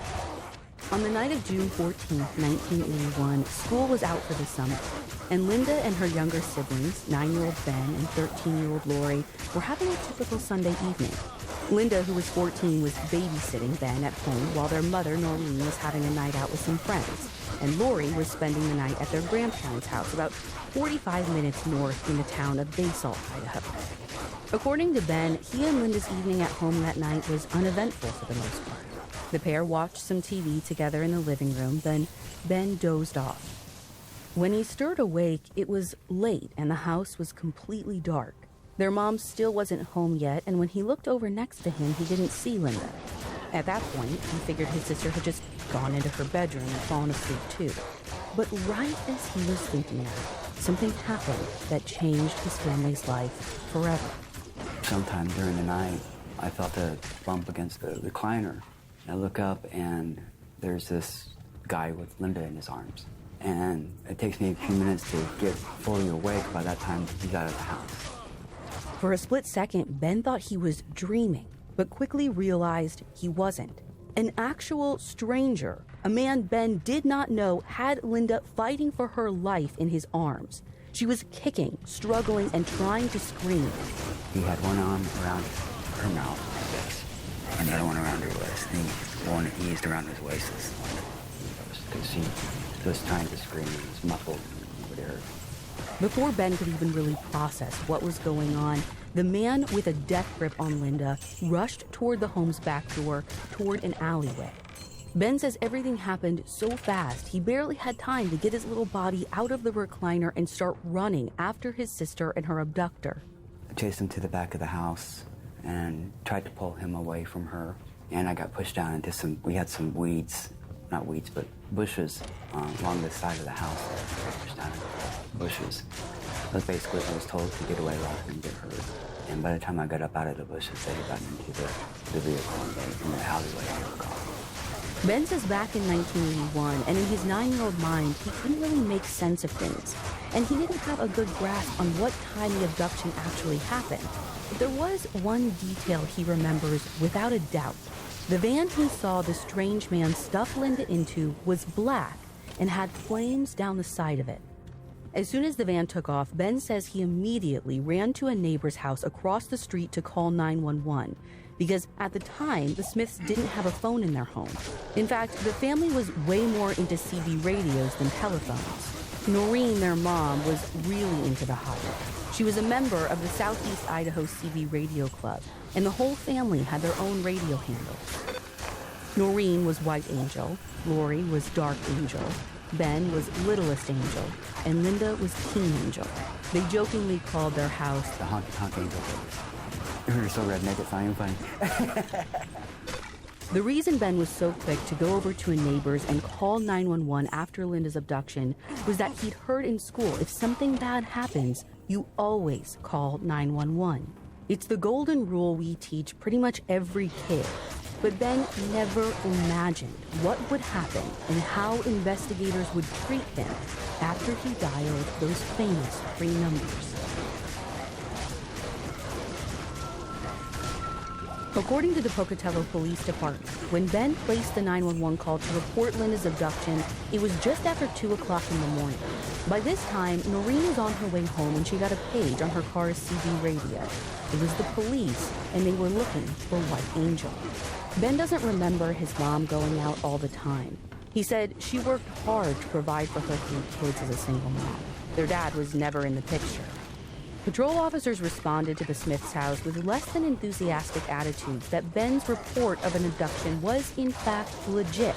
Ben says the officer's initial response to his panic was to calm him down and suggest that his sister likely voluntarily left with someone or just ran away. He said when he protested against that theory, the police immediately accused him of making up the story about Linda being kidnapped. They suggested that Ben's 9-year-old imagination was getting the best of him, and that he was just covering up for Linda taking off on her own. They thought this because some other reports had come into the department earlier that night that indicated a party was going on in the neighborhood a few streets over.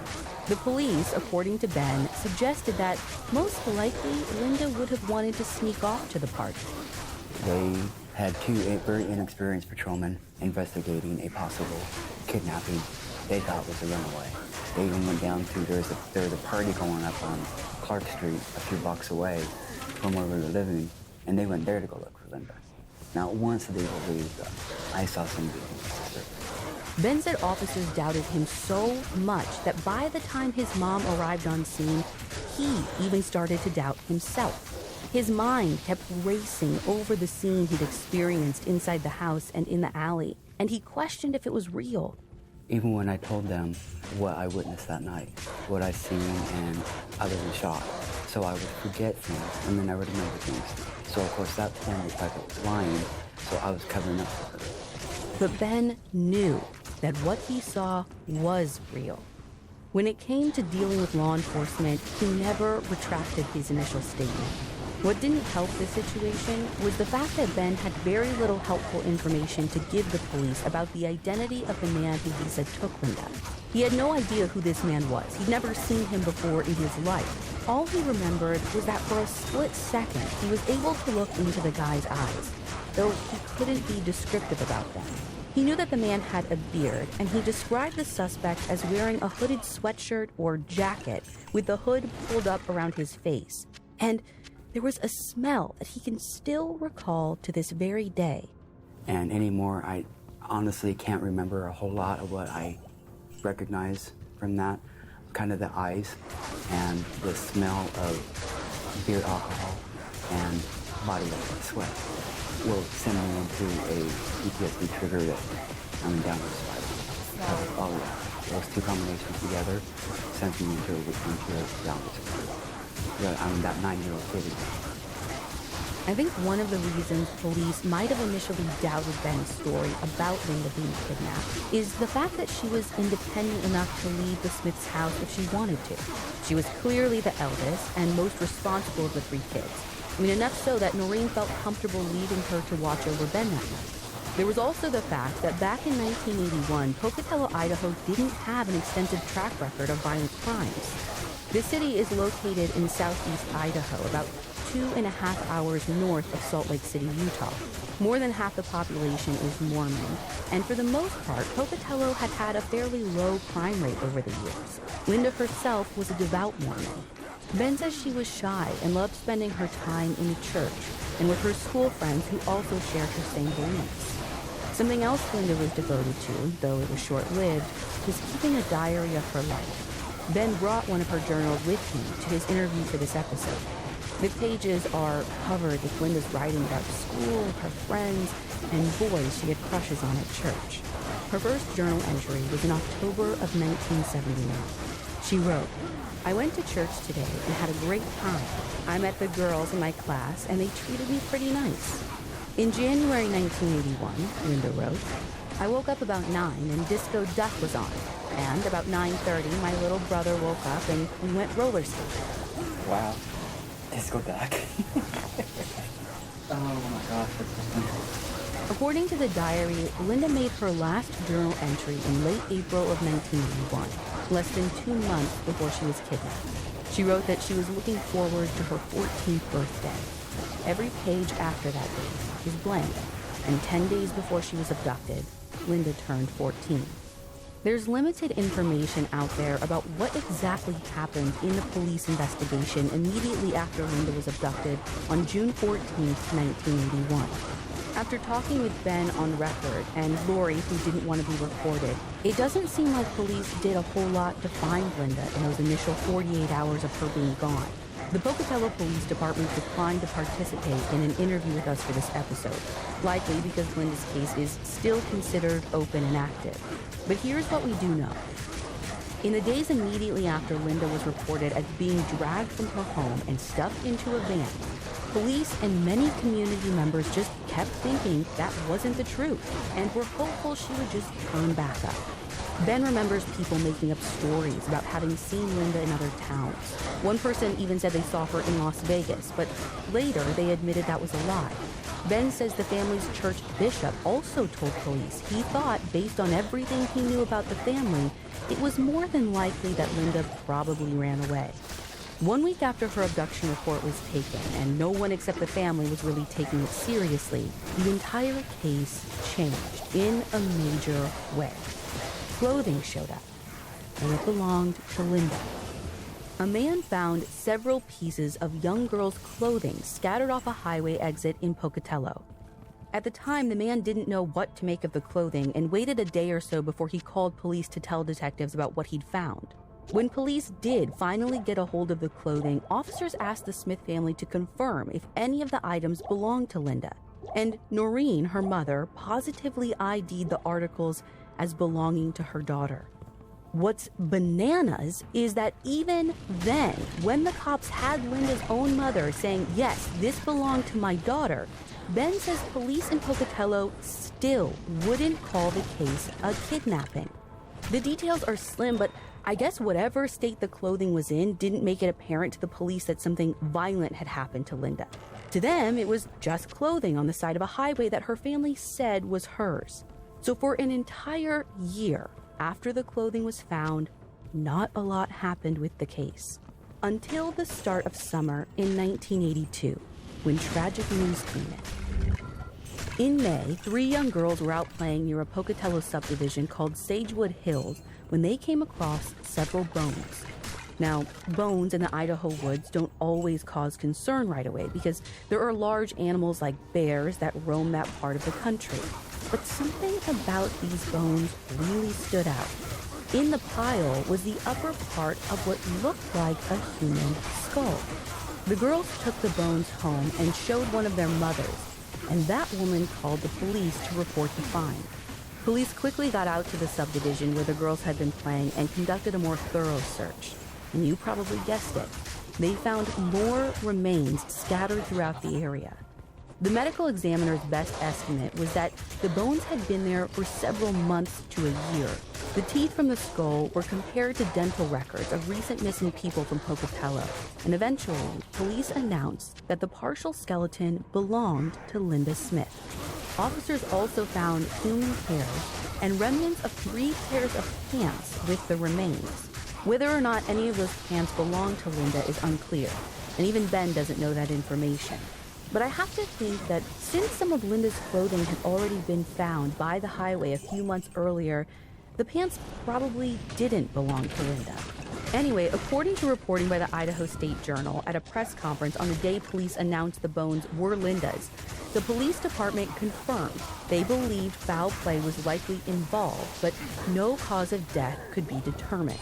The bone fragments and skull that were found were just too deteriorated. In the ground around several spots where remains were recovered, police said they found bullet casings, but the department made sure to note in a public statement that the wooded area was a popular place for target practice. There was no way that they could know for sure if any of those casings were relevant to Linda's remains or a potential cause of death. On the day authorities held their press conference, Ben was just days away from turning 10 years old. He remembers coming home from school and learning the terrible news. His grandpa was waiting for him in his bedroom to tell him that police had finally found his big sister. I remember more about that night, and I remember more about the day that they found her remains than I can remember before. Finding Linda's remains was a big turning point in the case. Finally, the Pocatello police reclassified the case as a kidnapping and murder. But by then, it was sort of too little too late to process the crime scene or collect any evidence that might have been left behind by the suspect in the Smiths' house. You see, shortly after Linda was taken, Noreen, Ben, and Lori moved close to Noreen's parents in Basalt, Idaho. They never went back to the Pocatello house after that, and other people moved in. For Noreen and the kids, the memories of Linda in that house were just too painful, and staying in Pocatello became unbearable. So any chance that investigators were going to find something useful to the investigation in the old house a year after Linda was kidnapped was low. Today, the house is still there, but sits empty. It hasn't changed much. The alley is still there, and so is the back door where the man dragged Linda from. One of our reporters, Emily, actually went there in person to get images for us, and you can see those in the blog post for this episode on our website, thedeckpodcast.com. Before the abduction, Ben says the Smiths' house was never locked. He says the Smiths had a sort of open-door policy for family and neighborhood friends. Noreen was raising the kids as a single mother, and she was on welfare at the time. Ben says that his mom worked really hard to make ends meet, and that often meant that she wasn't around a lot. People were always coming and going from the Smith house, and it wasn't unusual for adults to come and go and visit with the kids while Noreen was working.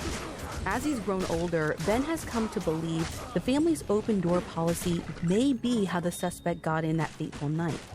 After 40 years of always thinking about his sister's case, Ben doesn't think it was a complete stranger who took Linda. Whoever had taken my sister, I think, had been in the house before. Honestly, because they knew where to go to get her. Honestly, that theory makes sense. Statistically, a true stranger abduction is very rare, especially if you're talking someone coming into the home. But those cases do happen. And while I agree with Ben and think her abductor had some familiarity with the family, you might disagree when you learn that Linda Smith was not the only young girl to be kidnapped and killed in southeast Idaho in the early 1980s.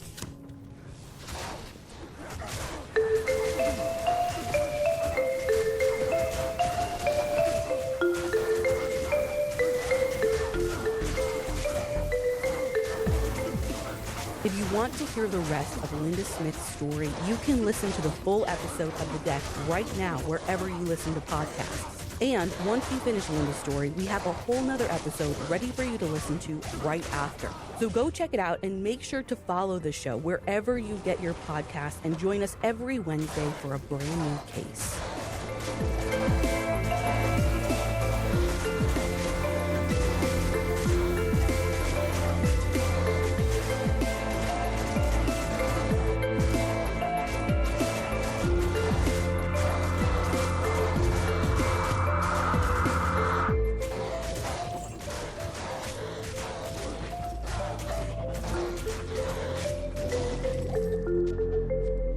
Crime Junkie is an Audio Chuck production.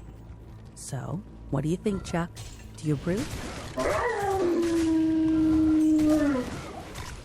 Hi, Crime Junkies. I'm your host, Ashley Flowers, and this week is going to be a little different.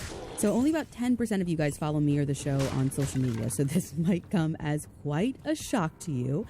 I gave birth to my very own mini crime junkie.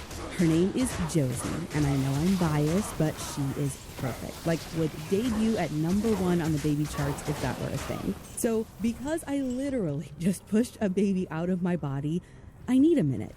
But I would also never leave you guys high and dry on a Monday. So I have something extra special for you. Our partners at Sirius and Stitcher are amazing. And they're letting me give you guys for free a series I did that was behind their paywall. The series is called Precedent, and it's actually just like a Crime Junkie episode, but there's a little more meat behind it, because not only am I going to tell you a true crime story, I'm going to specifically tell you the stories behind the words and phrases that are integral to our true crime vocabulary.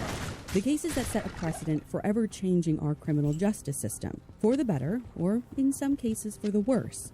This Monday, you're getting 2 episodes, and then me and Britt will be back.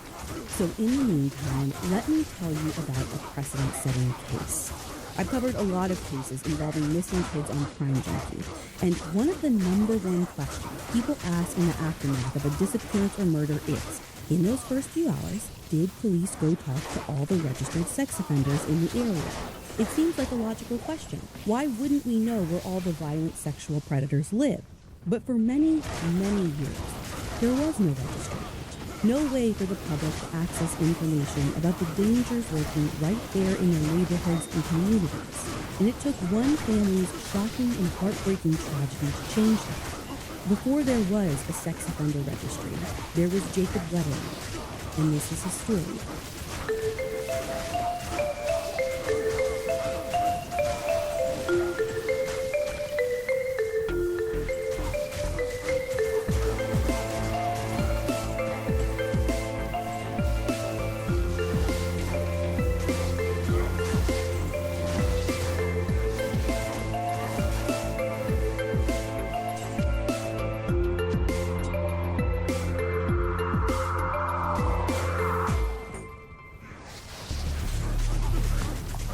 It was already cold and dark in St. Joseph, Minnesota, when 11-year-old Jacob Wetterling and his brother Trevor and their friend Aaron set out on their bikes to go to a local convenience store on the night of October 22nd, 1989. St. Joseph isn't a big city, so the boys rarely encountered many people on that route, one that they'd taken many times. A car here, some other kids there. The boys picked out a movie to rent, and then around 9:15 hopped on their bikes and scooters and headed back to Jacob's house. According to reporting from Pat Doyle in the Star Tribune, when the boys were about halfway home and on the quiet stretch of road, they were surprised by a man who appeared out of a long gravel driveway. He was dressed head to toe in black, with a pantyhose-like mask obscuring his face. But his distorted face wasn't even the thing the boys noticed first. It was the gun held in his hand. The stranger ordered the boys off their bikes and scooters and forced them to lay down in the ditch, then proceeded to ask them their names and ages. Jacob, 11. Aaron, 11. Trevor, 10. The man ordered Trevor and Aaron up and told them to run. Run and don't look back or he'd shoot them. And so they ran. And when they finally did have the nerve to look back, Jacob and the gunman were long gone. But Trevor kept running all the way home to tell his parents what had happened. Right away, police were dispatched and the search for Jacob began. According to legal documents, officers zeroed in on the last place Jacob had been seen, that gravel driveway the man had emerged from. It was clear from the moment they arrived that this spot was going to be critically important to their investigation. There, they found a number of shoe prints and tire impressions. One of the shoe prints seemed to be consistent with the size and style worn by Jacob, while the other prints were larger, and police assumed they belonged to the man who abducted him. Investigators took impressions of both the shoe prints and the tire tracks in hopes that they'd have something to match to their suspect when they found him. And at this point, a couple of hours in, everyone was confident it was when they found him. I mean, they had eyewitnesses who heard his voice, described his height and build, footprints, tire prints. And this was a small town. It would be when. Jacob's family had to believe that. But a day passed with no sign of Jacob or the man who kidnapped him. Then a week, at which point Mike Nisler reported for the St. Cloud Times that the governor of Minnesota approved an additional 100 National Guard members to assist what was already a 200-plus strong search party for Jacob. They would be canvassing the few miles around his abduction site for a second time, looking for any clues to point them in the right direction. But they had no direction to go in. Scent dogs couldn't lead them anywhere, and clues were few and far between. By this time, a week into the search for Jacob, police were looking into 100 potential suspects, according to Pat Doyle's coverage in the Star Tribune. And more frighteningly, the closer they looked, the more they started to see similar incidents not far from St. Joseph. There were at least 2 other cases police connected to Jacob's abduction within the first week of him being taken. Mike Nisler reported that one was an attempted abduction of a 10-year-old boy. Not only was this in the same town just 2 months before, not only did it involve a boy about the same age as Jacob, but the attacker even asked the boy his age before trying to force him into his car. Luckily, that young boy managed to escape. But another, earlier in the year, wasn't so lucky. Just 6 months before that attack, and 8 months before Jacob's abduction, so this would have been January of 1989, there was another attack. This one in Cold Spring, Minnesota, just 15 minutes from St. Joseph. According to a sworn affidavit filed in October 2015, a 12-year-old boy was walking home from a cafe around 9:45 at night when he was approached by a man in a car who was asking for directions to someone's house. When he tried to respond, the man got out of the car and forced the boy in. After driving around for a while, he pulled over to a gravel road, got into the back seat of the car, and with the threat of a gun, forced the boy to remove his snowsuit, his pants, and his underwear. You know what happened next. When the man crawled back over the center console of his car and into the front seat, he took the boy's pants and underwear and made a final threat. He said the boy was lucky to be alive, and if police ever got a lead on him, he would take the boy one day after school and shoot him. The boy covered up in his snowsuit as the man drove him back to the town he was taken from. Before he let the boy leave, he said something we've heard before. "Don't look back or I'll shoot you." The man wasn't wearing a mask for either of those attacks, and so a description of our perpetrator, or at least a perpetrator, started to come together. A man in his 30s, average height maybe 5'7"-ish, with a pudgy beer belly, brown hair, brown eyes, and crooked bottom teeth. To tell you the truth, it doesn't seem like that suspect sketch got much traction until Jacob went missing some 8 months later. Probably because pedophilia was something so uncomfortable, people didn't want to talk about it. But not making that horrific incident a priority to investigate was a huge mistake. Police's first, but definitely not their last huge mistake. Because little did police know at the time, they weren't just looking at 2 similar acts before Jacob went missing. There were many, many more.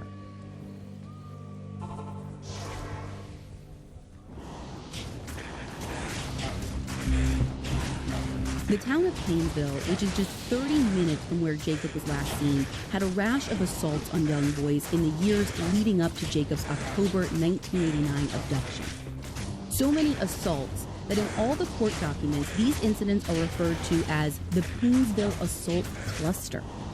These were 8 separate assaults on 7 separate victims that happened between 1986 and 1988, and they all involved what the report calls a, quote, very similar pattern. All of the victims were young boys, usually around 12 years old. They were always outside, usually walking or biking home. The unknown perp would stop them or knock them off their bikes, sometimes ask their ages, then molest them before making threats of violence if they didn't do what he said. Now, for a moment, put yourself back in small-town Minnesota in the late 80s. This man was assaulting children for years, watching them, picking them off, and police were doing almost nothing about it. In a Star Tribune Look-Back article, Pam Lowagy and Jenna Ross talked to one of those former victims. He reiterated what I think so much of us know now, the heartbreaking reality of sexual abuse and assault, that it wasn't just that this man was touching him. He thought he was going to die that day. Like, the man cut a chunk of his hair off to take as a souvenir. I mean, I hear that, and I think any crime junkie hears that, and we know this sick monster isn't going to ever stop. This isn't a one-time offender. This is going to escalate. But that boy, who by the time of his interview was a grown man, said police totally brushed him off. Quote, I felt like they abandoned us. Like, who cares, you know? They're a bunch of kids, they'll get over it. But to tell you the truth, we haven't. End quote. But that wasn't even just the attitude of police. The whole community, the media, everyone had this attitude of like, meh, they're not dead, so everything's kind of fine. That victim went on to say, quote, I remember feeling like nobody would listen to us. Nobody was taking it seriously. It was a different time. Denial and indifference prevailed. It seems to me that sexual violence against males is just now becoming okay to discuss. End quote. And he's right. That same Star Tribune piece actually quoted a Painesville Press article from right around the time when the first 2 attacks happened in Painesville. It said, quote, neither of the victims were seriously harmed. End quote. We know more today about the impact of childhood sexual abuse on victims. The trauma of those experiences stays with survivors potentially forever. And I'm not making excuses. Police should have done better for those kids who, for years, lived in fear, waiting for the actual boogeyman to jump out of the shadows. Police just told the parents to keep their kids home after dark, but that's the extent of their action as far as I can tell. Apart from minimizing these kids' experiences, what the police did through their inaction, what the community allowed with their silence, was to clear a path for this predator to keep hurting kids. This man was very clearly not going to stop. And why would he? He was operating in a time and place when no one was going to make him stop, until his actions escalated. And they did escalate. In fact, if you noticed, I said there were 8 separate attacks and only 7 victims. That's because one of the boys was attacked twice by the same man. The first time was in February of '87. The boy was assaulted in the stairwell of an apartment complex where a grown man cornered him and touched him both over and underneath his clothing while threatening to kill him if he screamed. The affidavit makes note that he took the boy's wallet before leaving, and I think that's especially interesting because most 12-year-old boys don't have money worth stealing. There's no official ID to learn where he lives, so to me, this was a trophy. Just like the pants and underwear he would take from the Cold Spring boy 2 years later. Except he didn't wait 2 years to do this again. Just a couple months after accosting that boy in the stairwell, the man struck again. The very same boy was riding his bike down the street when the same man knocked him off and began to touch him. The boy screamed and told the attacker, "You already got me." This must have spooked the man because he fled. But it didn't spook him for long, because as we know, he didn't stop. He continued his attacks in Painesville and then started branching out further. First, that attack in Cold Spring, which from what I can tell was the first one that involved a vehicle. Then to St. Joseph, then to Jacob. This time was different because this time the victim didn't come home. This time, after weeks and months and years of searching, the victim was presumed dead. So that's when police finally take the attacks seriously, right? Wrong. According to that Star Tribune article from 1990, mere months after Jacob was taken, the then chief of police in neighboring Painesville said that he approached the investigators on Jacob's case and told them they should look at the attacks in his town. He thought that they could be connected. He even gave investigators a name, Danny Heinrich. Now, my question is the same as your question. If the friggin' chief of police has a prime suspect for 8 separate attacks on young boys in this town, why hasn't this monster been taken off the streets? And I don't have an answer. The kids he attacked could identify him. According to the sworn affidavit, he lived less than a mile from each of those attacks. All I can say is, I keep coming back to that Painesville press quote. Neither of the victims were seriously hurt. But now someone had been harmed, at least by their definition of harm. So the chief of police in Painesville does what he thinks is the next best thing to locking up a known perpetrator, and he tries to alert the team in St. Joseph. Someone must have taken notice of this. I know because official records show that on January 12, 1990, police collect Danny Heinrich's shoes to compare to the prints in the gravel driveway found next to the one believed to have belonged to Jacob. 3 days later, on the 15th, investigators took his rear tires to compare to the tracks left at the abduction scene. The tires were, quote, consistent in size and tire tread to cast impressions, end quote. As for the shoes, quote, the examiner also found that the defendant's right shoe corresponded in size and design to an impression taken from the abduction site. Based on my experience and training, I am aware that an opinion of an exact match of such impressions would have to be based upon unique characteristics of the tire or shoe, such as a scuff, wear mark, or divot in the item itself. No such unique markings were present on the tire or shoe. End quote. So basically, it's like, yep, they match, but this isn't DNA. I can say that they came from the same type of tires, the same type of shoes as Danny Heinrich's, but I can't say beyond a reasonable doubt in court that no one else could have had the same shoes or tires. But strangely enough, I don't think that's completely accurate. Rochelle Olson and James Walsh covered a police press conference for the Star Tribune, where the current sheriff at the time stated that, quote, the odds were not just slim, but minuscule that those prints and tracks belonged to someone other than Heinrich, the only person investigators identified as having Sears Superguard steel radial tires matching tracks found at the scene. And to give them an ounce of credit, it's not like they just dropped Heinrich as a suspect. Well, not at that point. Per the sworn affidavit, on January 24th, police served a search warrant at his dad's house, where he was living at. And inside a locked trunk, they found a photograph of a male child in underwear, and one of another male child coming out of the shower. Bad look for a guy who's being investigated as a potential pedophile and child abductor. But inexplicably, those items weren't confiscated. Why? Because Heinrich said that he didn't want them to be. That, as the sheriff said so eloquently at the time of the press conference, the photos, quote, just didn't look right, end quote. There were allegedly some 20 things that should have pointed police directly at Heinrich for Jacob's abduction, but they were all missed or ignored or some combination of the two. After one final run-in with police where they arrested Heinrich drunk at a bar and brought him into the station for a formal interrogation, they let him go, citing lack of evidence. But here's the thing. The Wetterlings didn't know about the footprints, the tire tracks, the search warrants.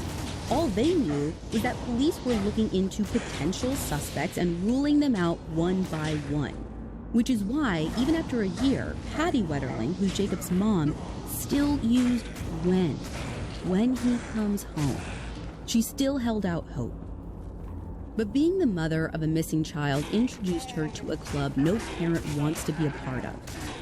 According to a blog by David J. Kramer on his law firm's website, before Jacob was abducted, Patty knew nothing about the victimization of children. But after, she had to become a mother who knew the stats about how many kids are taken by strangers, how many are taken for sexual purposes, and how many would die in the first few hours. Patty told a reporter at Slate that the more she learned, the more she realized why there were no prime suspects in Jacob's case. Well, at least none she knew about in the first year. I mean, where do you even start in a stranger abduction case like this? At the time, Minnesota didn't have a registry to track people convicted of sex crimes living in their communities. A handful of states were keeping this data, but not hers, and there was no federal mandate requiring it. She immediately went into action, sharing what she'd learned, telling Jacob's story, and lobbying the federal government to make sex offender registries mandatory in all states.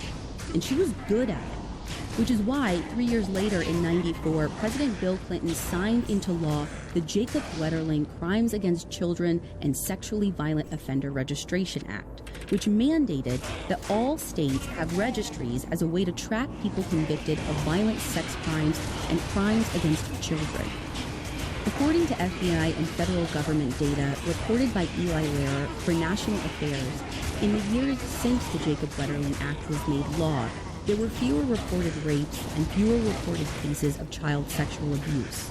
Of course, not all sex crimes are reported, and we know that. But of the ones that were, there was a drop. It seemed to be making a difference, but it wasn't making a difference for Jacob. Patty continued to be very involved in activism and lobbying for the protection of children. Even as more and more years passed with no resolution in her own son's case, she fought alongside other parents for their victimized children. Patty and Jerry Wetterling established the Wetterling Foundation, now known as the Jacob Wetterling Research Center. And in 2012, after 19 years as a director of the National Center for Missing and Exploited Children, Patty became chair of their board. And that was Patty's life for almost 3 decades. And while she never gave up hope that Jacob would one day come home, there had to be moments when Patty and her whole family thought that they might never really know what happened to Jacob, that this could be their reality forever. And it's not that there was no movement at all in Jacob's case. In 2010, police looked hard at a man who lived near the abduction site back in 1989. They didn't talk to him in 89, of course. They didn't speak to him at all until 2010, which is when they also dug up his farm, turning up nothing. Then in 2014, things began to change. Jacob's case was featured on The Hunt with John Walsh, which caught the attention of the FBI. And according to reporting by Esme Murphy for CBS Minnesota, that led them to request a first ever cold case review. Fast forward to 2015, the world was shocked when law enforcement in Minnesota announced that they were naming a suspect in Jacob's case, an official suspect. Not the man they looked at in 2010, a man neither the public nor the Wetterlings were even aware of, a man that should have been all too familiar to police them, Danny Heinrich.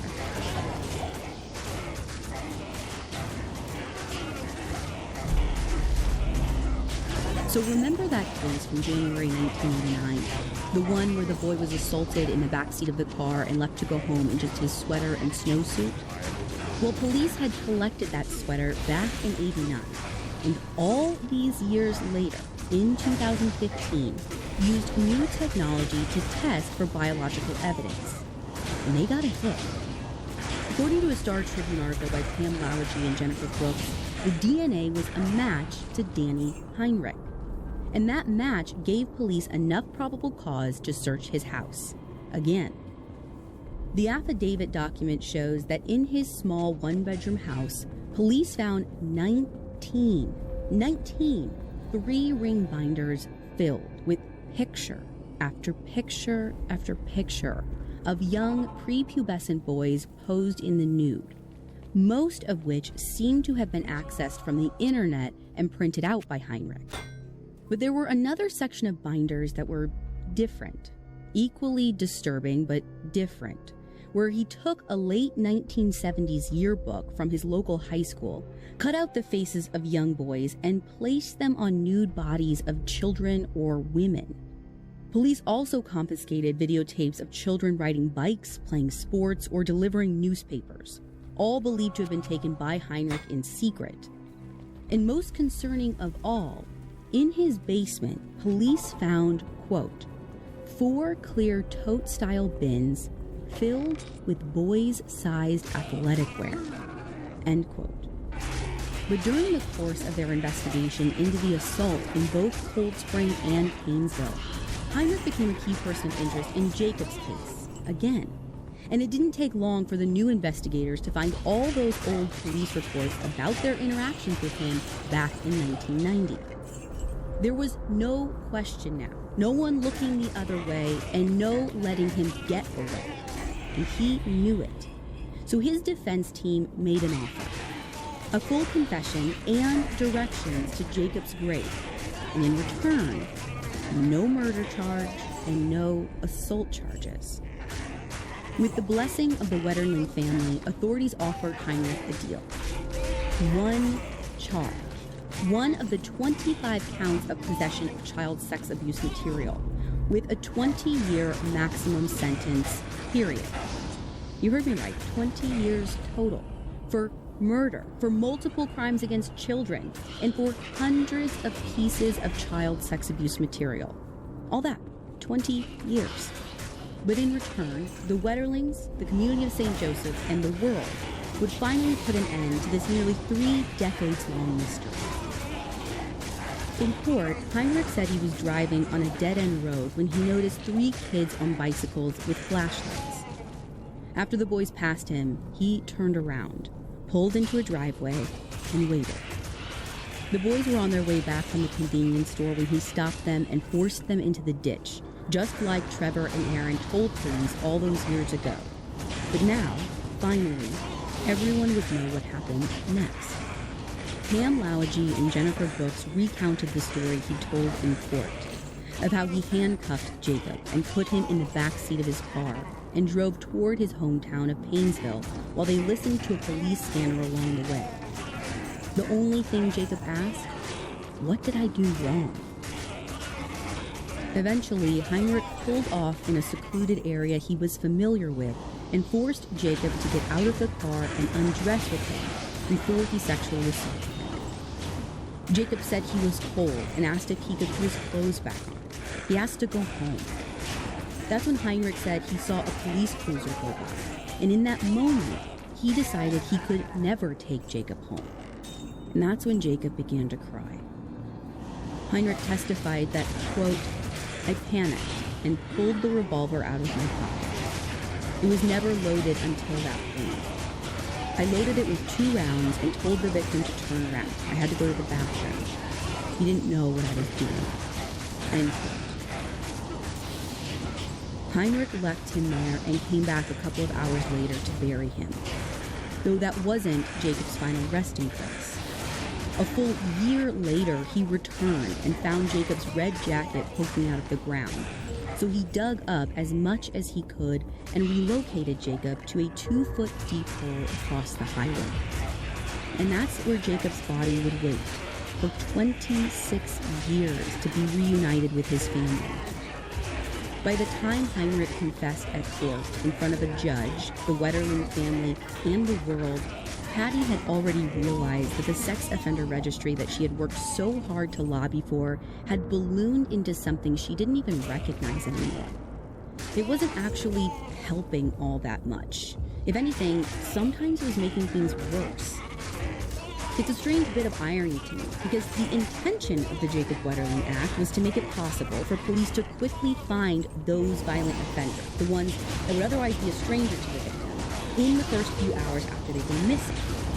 Heinrich fit perfectly into this bucket. He didn't know Jacob, and based on reporting from Slate, his victim profile made Heinrich among the most likely to reoffend. The problem is, even if there was a registry back in 1989, he wouldn't have been on it. Because despite being a suspect in attacks in a neighboring town, despite police finding abuse materials in his house, he'd never been charged before. He wasn't a convicted sex offender. In the years since 1994, when the Jacob Wetterling Act became law, the sex offender registry changed. New laws were added to strengthen the legislation and keep kids safer in their communities.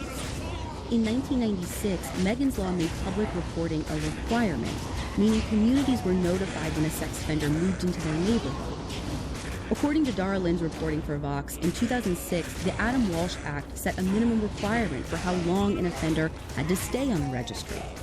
And now, because of ballooning legislation, sex offender registries don't just include violent offenders and child predators anymore. They now include sex workers, teens engaging in consenting sex with other teens, accounts of indecent exposure. Not only is this flooding a list that was intended to be a starting point for investigators in a stranger abduction or missing persons case, it's causing serious harm to people who find themselves on this list absent any violent crime or crimes against children, not to mention the consequences to families and communities.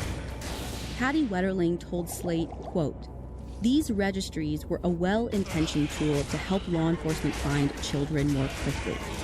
But the world has changed since then." End quote.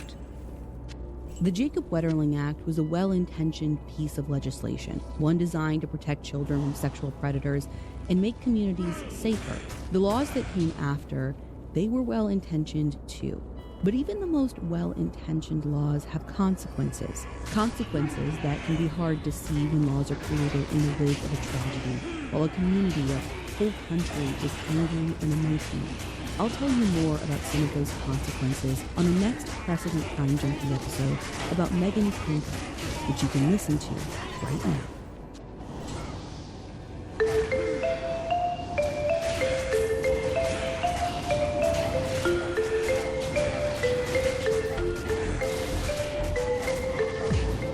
To find all the source material for this episode, you can go to our website, crimejunkiepodcast.com. Be sure to follow us on Instagram at Crime Junkie Podcast, and we'll be back on Monday with a regularly scheduled episode.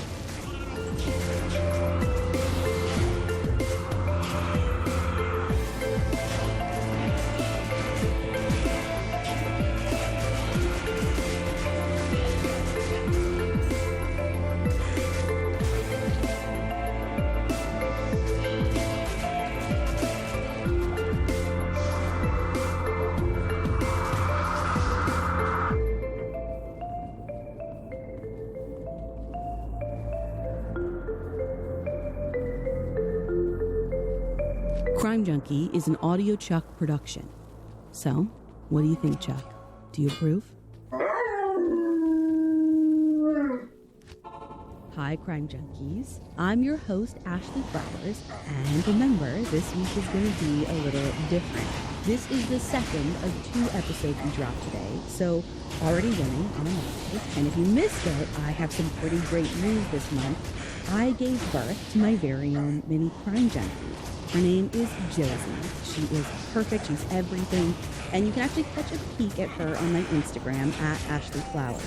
So, because I literally pushed a baby out of my body a minute ago, I need a breather. But I also would never leave you guys hanging on a Monday. So instead of giving you no episodes, I'm giving you 2 stories told by yours truly. Our partners at Sirius and Stitcher are amazing, and they're letting me give you guys for free a series I did that was behind their paywall. It was a series called Precedent, and it's actually just like a Crime Junkie episode, but there's a little more meat behind it. Because not only am I going to tell you a true crime story, I'm going to specifically tell you the stories behind the words and phrases that are integral to our true crime vocabulary. The cases that set a precedent forever changing our criminal justice system. Sometimes it changed it for the better, and sometimes for the worse. This is the second story we dropped this Monday. Then me and Britt will be back. Now, in the other episode we dropped today, I told you how the sex offender registry became a thing. That was a giant leap forward for law enforcement, for public safety, for everyone.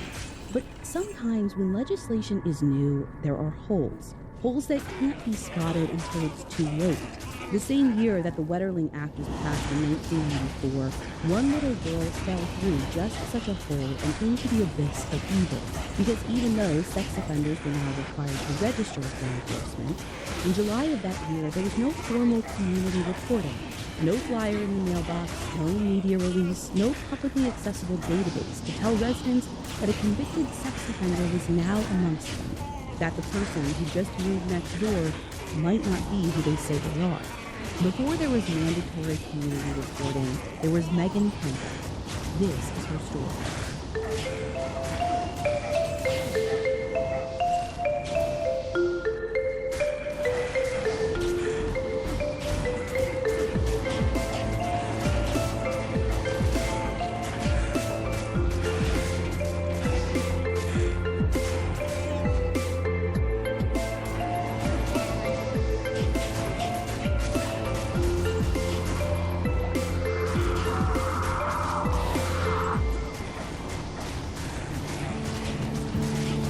July 29, 1994 was the kind of East Coast summer day kids in New Jersey dream of, and 7-year-old Megan Kanka was no exception. Her summer days were spent outside riding her bike to and from her friends' houses until it was time to come home for dinner, or at least by the time the street lights turned on. According to legal documents, around 6:30 that evening, Megan's mom, Maureen, laid down to rest, knowing Megan was going to be outside with her friend Courtney, riding their bikes around the neighborhood. But when she got up a short time later, she was surprised to find out Megan still wasn't back home. Her bike was out on the front lawn, according to History.com, but Megan was nowhere in sight. Maureen knew right away that something was very, very wrong, and so she headed out right away to start searching for Megan, going door to door and asking anyone she came across if they had seen her recently. One by one, the neighbors gave her hopeful but unhelpful news. They had seen Megan riding her bike, but it was maybe an hour or so before. No one had put eyes on her recently. One neighbor, a man named Jesse Temendekwas, told Maureen he had actually spoken to Megan when she and her friend stopped by to ask him about his boat, which he'd been washing outside in front of his house, but he hadn't seen her since. With no sign of Megan on their street, Maureen wasted no time calling police, and they arrived at the Kanka house by 8:49 p.m. that evening. Armed with a photo of Megan and a description of what she was wearing that day, investigators began to do their own canvassing of the neighborhood, talking to all the same people Maureen did. As they tried to piece together a timeline of Megan's last movements, one glaring discrepancy stood out. Jesse, the man who said he'd spoken to Megan about his boat, said that she rode by him at about 2:30 that afternoon. Now, what catches police's attention about this is two things. One, every other witness placed Megan on her bike between 5:30 and 6 that evening. Second, even Jesse had said he'd seen her later in the evening when he talked to Maureen the first time. But now that he was talking to police, his story was changing. Police wanted to know why. The investigator talking to Jesse pressed, "Did you see her any other times?" Jesse added that he actually did see her on her bike between 5:30 and 6 as well. Now, clearly, when you have a missing girl and a grown man with a shifting story, that's every red flag you need to keep pressing. The investigator continued asking Jesse questions about his movements that evening. Were you with anyone else? Did they see Megan? Jesse tells the officers that he has roommates, and they're actually the ones who own the house, but they were all away between 5:30 and 7, so they wouldn't know much. But at this point, it's almost 10 p.m. now, all his roommates, including the owner of the house, were now there, and police were able to get access to the residence and permission to do a search. Based on a legal brief filed for this case, this first search was for Megan herself. They looked through the house, the boat, and the property the house was on, looking for any sign of the young girl, praying that they would still find her alive. But they didn't find any sign of her. However, they did find a few things that gave them pause enough to prompt a second, more detailed search of the home just a couple hours later at 12:30 in the morning. This time, they got written consent from the owner to look through the house for anything that might lead them to Megan or any sign that she had ever been there. They searched the house room by room, starting with the one occupied by the homeowner, a guy named Joseph Cifelli. And it's there, under Joseph's bed, that police found 4 pairs of women's underwear. At least that's what they thought at first. But one of the pairs of underwear had little teddy bears on them. They questioned Joseph about what they found, first reading him his Miranda rights, which he waived. And Joseph insisted that the underwear, including the ones with the little bears, belonged to his ex-girlfriend and were not taken from Megan, or any child for that matter. He pointed out to police that they were adult-sized, and besides, he had concrete proof, receipts from a shopping trip that evening, that he was nowhere near the neighborhood during the time Megan went missing. They next interviewed Brian Jennett, who was actually out shopping with Joseph at the time Megan went missing. It seemed their talk with him was just to verify Joseph's alibi, which he did. They hadn't found anything incriminating during their search of his room, nothing tying him to Megan. Finally, the officers talked to Jesse, a sweating, trembling Jesse. The officers' later accounts in court say that from the get-go, Jesse's demeanor was really off.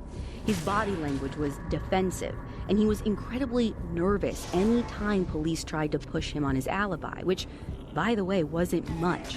He was home, and since his 2 roommates were out together, he was also alone. Based on the way he was acting, police knew something was up. They could feel it in their guts. So they asked Jesse to come to the station for more formal questioning while officers finished their search of the house, yard, and the boat. The police's interest in Jesse had shifted, and so it was there at the police station just before 3 a.m. that they first read him his Miranda rights, which he waived. Jesse gave police an official written account of his day. In it, he said he'd gone out that day with his 2 roommates to purchase the boat. And when he got back, he set to work washing the boat in the front yard. And that's when he saw Megan. And wouldn't you know it, his story changed again. This time, he wrote that he saw Megan even later in the evening. Not between 5:30 and 6, which is what he'd said last time. Not between 2:30 and 3, which is what he said the time before that. Now he was saying he saw Megan at 6:30. Now, that discrepancy might seem minor, something a person might do if they weren't keeping a close eye on time.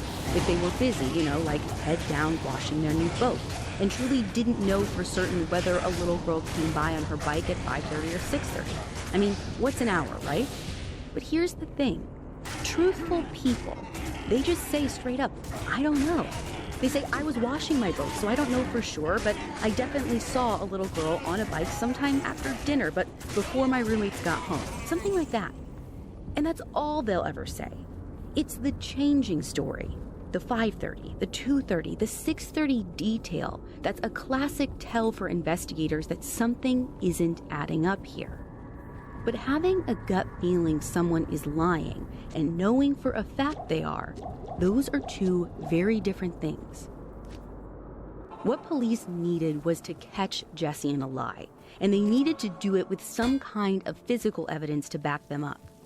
At this point, Jesse was cooperating with police, saying he just wanted to help in any way he could. And so police were like, "You know it would be a really big help if we could search your vehicle." So Jesse said yes. When they went to search, they were looking for something really specific: blood. And not Megan's blood like you might be thinking. That'd be a great slam dunk, but this isn't the movies. What they were looking for was Jesse's own blood. You see, he'd been complaining of a hurt hand, and police could see it was visibly wounded. He told them that he'd recently cut it on this curtain rod that hung across the back window of the cab of his truck, but police weren't buying it.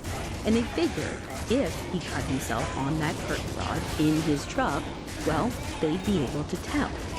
But of course, that appeared to be another lie, because when they searched his truck, they found the rod, but no sign of blood or skin cells that would suggest someone had cut themselves on it. But they did find something interesting: a toy box. A clean toy box, but a toy box nonetheless, and that stuck out like a sore thumb. Even though they felt deep down Jesse was somehow involved in Megan's disappearance, police didn't have enough to arrest him.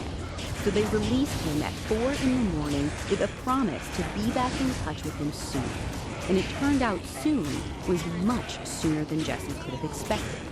A mere 3 hours later, 7 a.m., officers running on no sleep and adrenaline headed back to Jesse's house.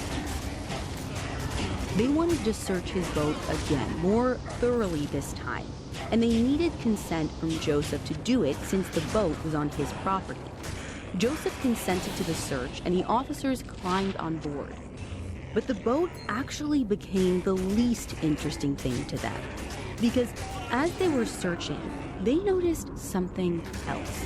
Something that hadn't been there when they looked the last time. Something that would turn out to give them everything they've been looking for.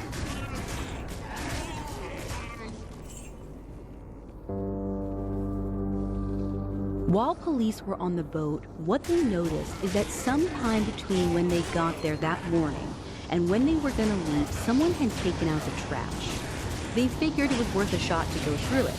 You can learn an awful lot about a person from what they throw away. You can tell what they've eaten, where they've shopped, what they did.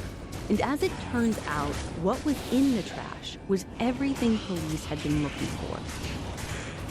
According to the legal brief on the case, inside Jesse's trash, the officers found, quote, a rope with some knots tied in it and a substance that appeared to be dried blood on it, the waistband of a small pair of pants appearing to be for a child, and a piece of material that matched the waistband, end quote. Less than an hour after collecting this evidence, the police were at the Kanka's front door asking Megan's mother to do the unthinkable, to look at the small pair of pants thrown out with the trash and tell them if they belonged to her daughter. They did. Detectives brought Jesse back into the station and continued to question him about his movements the previous day. Every time, whether he was writing it down or saying it out loud, his story evolved, but he continued to deny any knowledge of Megan's whereabouts or what could have happened to her. They showed him the little girl's clothing that they pulled from his trash, but again, he denied having anything to do with Megan's disappearance. He said that the items that they thought were clothing were just rags he used at work. They asked if he'd take a polygraph, and Jesse agreed, but he failed 3 times. By this time, police had been questioning Jesse for 6 hours, and he hadn't left the room. But then, something changed. Jesse asked if he could speak to one of his roommates, Brian. Police brought him in to speak to Jesse. Brian didn't ask any questions and didn't waste any time either. According to court docs, one of the first things Brian said to Jesse was, quote, "You're going to need a friend on the outside. I'll be that friend." Then Brian said, quote, "They got you. They got you. They got you." Jesse, defeated, put his head down and responded with 5 words. "She's in Mercer County Park." Within an hour, Jesse led police to Megan's small body, just as he said they would find her, hidden in long grass and weeds, in a park just a few minutes from her home, with a plastic bag over her head. With nothing left to hide, Jesse finally told police the truth about that day. And as he did, the horrors of what Megan endured slowly came to light. Horrors the public learned during Jesse's murder trial a little more than a year later in October 1995. During the trial, the jury heard how on that day, Jesse lured Megan into his house by telling her she could see his puppy. And I know, puppy, that is so cliche, but Jesse actually did have a puppy, one that he walked through the neighborhood on the regular. Jesse didn't know Megan, but he knew of Megan. According to court docs, the prosecutor told the jury, quote, "This was not the first time that the defendant had noticed Megan. To the contrary, you will learn that that man, the defendant, had been watching that little girl for months. He had had his eye on Megan, his thoughts anything but pure." End quote. When he got her inside the house, a house that he had all to himself because his roommates were gone, he took Megan to his room and tried to kiss her and touch her. But when he did, Megan screamed and immediately tried to leave, but Jesse didn't let her. He couldn't let her, because if she told anyone about what he just tried to do, he knew he'd be going back to prison. You see, Jesse had done this before. According to reporting by John Goldman in the LA Times, Jesse had 2 prior convictions for sexual offenses against minors, a 5-year-old and a 7-year-old on 2 separate occasions. He had done real prison time but was let out early even after he had proven he would reoffend. He told police that he had been, quote, slipping for a while and getting those feelings for little girls. In that moment, when Megan cried out and tried to run, Jesse said all he could think about was not going back to prison. In his later confession, he said, quote, "I was afraid she would tell her mother. I was afraid I would get in trouble and go to jail." End quote. He said he struggled with her. She hit her face and head on the door frame and on a dresser, and when he hit her across the face, she began to bleed. That's why he put a bag over her head, so that the blood wouldn't get everywhere in his wound. Jesse said he used a belt to strangle Megan and that he sexually assaulted her multiple times. I won't go into graphic detail, but he's told many stories which make it a little unclear when exactly Megan died, before or after the sexual assault. And remember that toy box police found in his truck? Jesse used that to transport Megan's lifeless body out of the house and to the park where he eventually led police. He tried his best to clean up the mess, but ultimately all the evidence police needed was right there. It was there in his house. It was there in his car. And right there on the palm of his hand. Because another one of Jesse's lies came back to bite him, literally. That wound, he said, came from the hurt rod in his truck. Well, it turns out that was actually a bite mark. Proof that Megan had fought for her life in Jesse's bedroom that day. A forensic odontologist was called in to compare the wound on Jesse's hand with impressions of Megan's teeth, and it was a perfect match. They actually had to remove her lower jaw during the autopsy to get those molds, a fact that the prosecution made sure the jury heard. But it sealed the case. Jesse was found guilty of Megan's murder and sentenced to death, though that was later changed to life without parole in 2007 when New Jersey abolished the death penalty. Jesse has tried to appeal his conviction and sentence. There are a number of bonkers claims in his appeal, and not too much surprises me anymore, but there was one claim his legal team made that was a first for me. They argued that the fact that he would be in prison for life should be a mitigating factor when considering the death penalty. Try and follow me here. They asked the court to consider that the fact that Jesse had been caught and would be locked up for life is a mitigating factor. That basically he shouldn't get the death penalty because he'd be locked up and no longer a threat to young girls. Here, I'll read straight from the document when they ruled it was basically BS. Quote, The fact that the defendant would not be a continuing danger to little girls also is not mitigating evidence. That argument is based on the premise that the defendant will be incarcerated for life and will have no contact with children. This court has repeatedly rejected the notion that the length of a defendant's potential non-death sentence is a mitigating factor. Defendant cannot circumvent that conclusion by couching the same argument in different terms. End quote. It's honestly some ridiculous chicken or the egg stuff. And the court was having none of it. For Megan's mom, Maureen, a guilty verdict was cold comfort. Nothing was going to bring her daughter back. But Megan's death had highlighted one important Health condition, or I don't know, like a bottle of pills by the bed, anything like that? No, nothing like that I'm aware of. I've heard bits and pieces of the 911 call, but not the whole thing, so I'm not sure if Jill had any suspicions right off the bat, but someone along the chain must have, because there's an episode of 2020 on this case called Shot in the Dark, and in it, one of the responding officers says that when the call comes into police, it was tagged as a possible suicide. And when first responders arrive, the only thing that they can see that was really out of the ordinary is just this tiny bit of blood on Emma's pillow. So they assume that she likely ingested something that caused her to maybe vomit and ultimately overdose. But honestly, how she died isn't super clear, at least not at first. But then they see something, a tiny bullet hole right on the wall next to Emma's bed, next to her pillow. And when they look closer at Emma's body, everyone is shocked to discover a single bullet wound behind her left ear. They think the shot came from somewhere outside, and one lap around the Walker's backyard proves them right. There, on the lawn, about 5 feet from the exterior of the house, they find a single spent shell casing. And as they continue walking around the outside of the house, they find another spent shell casing and a live round. And wouldn't you know it, there is a second bullet hole into Emma's room. Why didn't investigators notice the second one when they were in the room? Well, the second shot had actually been fired from a different location in like a totally different wall. On that episode of 2020 that I mentioned, they created a reconstruction of the trajectory of those bullets and where they ended up, which I actually found really helpful. I'm going to send it to you, and you can see it in our app as well. Wow, okay, so like Ashley said, if you're listening in the fan club app, you'll see this photo on your screen, but basically it shows Emma's up against two walls, kind of like a corner, like the headboard against one exterior wall and the side against another.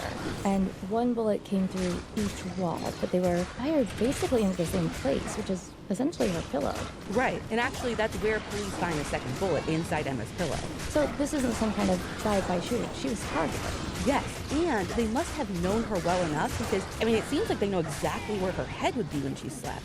Well, and she's a 16-year-old living in the suburbs. Like, the list of people who would want her dead can't be that long. No, and in fact, the image of Emma that's emerged just based on the very early hours of this investigation is not one of a girl with, like, this list of sworn enemies, like you're saying. Quite the opposite, actually. As far as police could tell, Emma was a bubbly, bright, friendly high school student. A cheerleader, she's on the honor roll. She even had a part-time job at a local supermarket and volunteered at an animal shelter. And she was working toward a very clear goal for her future. She wanted to be a NICU nurse. And she has no secret second life or anything? No secret second life. But in all the conversations police are having with Emma's parents and her friends, there is one name that keeps coming up over and over, and that's Riley Gall. And Riley is? Emma's ex-boyfriend. Her 18-year-old college football-playing, very recent ex-boyfriend. Emma had actually just broken up with Riley after like 2 years of dating. And everyone who knows Emma says the same thing, that Riley had been taking that breakup really hard. Not because it was their first breakup. These two were on again, off again, always fighting and making up, always breaking up and getting back together. But this time, something about this time felt final, like Emma was done. According to more reporting from ABC News, Riley became more and more controlling over Emma as time went on, to a point where he was dictating what she wore, who she hung out with, what she did. He seemed to hate the idea of her spending time with anyone other than him. One of her friends actually told Dateline that if Emma did go somewhere with her friends without Riley, it would be nothing for him to call her like 20, 30 times and send 100 texts. Whoa. That is a major red flag. Did Emma recognize that this wasn't normal? Well, by the time it got to that point, yes. But her friends had been seeing the red flags for a lot longer. And they had been telling Emma that Riley's behavior wasn't okay. But every time she would brush off the concerns. And here's the thing, they weren't just worried because of what they saw through Emma. They'd actually also seen a lot of Riley's crap firsthand. Like, they'd occasionally see Emma's social media and phone activity. So they would see these really nasty messages coming in from Riley after he and Emma would fight, saying how much he hated her and how she is the worst person he's ever met, or how she's dead to him, that kind of thing. And it was awful the way that he talked to Emma in those moments. But he was always quick to apologize, and she was always just as quick to take him back. Emma's parents, Jill and Mark, tried to talk to her about their concerns several times, but nothing seemed to work. And the longer this went on, the more and more withdrawn and combative Emma had become. And there's such a delicate balance with teenagers too. Like, you don't want to push too hard and risk having them withdraw even further. And in this case, risk pushing her even closer to this guy. But you also can't sit back and do nothing. Like, that sends a message too. It's really tough to figure out the right balance between kind of push and pull in situations like this. Yeah, and based on everything that I've read and watched on this case, it seems like Emma's parents, they were trying so hard to find that sweet spot, trying to help her see Riley's behavior for what it really was and sort of guiding her toward making her own decisions when it came to her relationship. But when that didn't work, they took away her phone and they forbid her to see him. But, that didn't work either. It was like whatever action Jill and Mark took, Riley and Emma found some way around it. But around the end of October that year, they dropped the hammer in a big way. They actually grounded Emma. She was allowed to go to school, go to cheerleading, and that's it. And they were monitoring every move that she made, making sure she went straight from school to practice and then home again. Okay, but I assume that Emma and Riley can still see each other at school, right? So no, not anymore, actually. Remember, Riley had graduated, so he had gone off to university that fall. And while he was only a half hour away, he at least wasn't in the same building all day, every day. And I don't know if the timing was just really good or what, but Jill and Mark's approach seemed to actually work. And by mid-November, Emma and Riley had broken up. And Emma told her friends that this time it was for good. And of course, her friends and family were ecstatic. But like I said, Riley, he did not take the breakup well. About 2 weeks before Emma's death, he'd been taken to the hospital by his friends after overdosing on pills. According to WVLT, Riley was back on campus a couple of days later and seeing a counselor, but otherwise he was physically fine. But Emma's friends tell police that this kind of stuff Riley would do all the time to try and manipulate Emma into taking him back. And on the Friday before the murder, Riley had really leveled up. On that night, November 18th, Emma's parents let her go out with a group of friends to a sleepover party.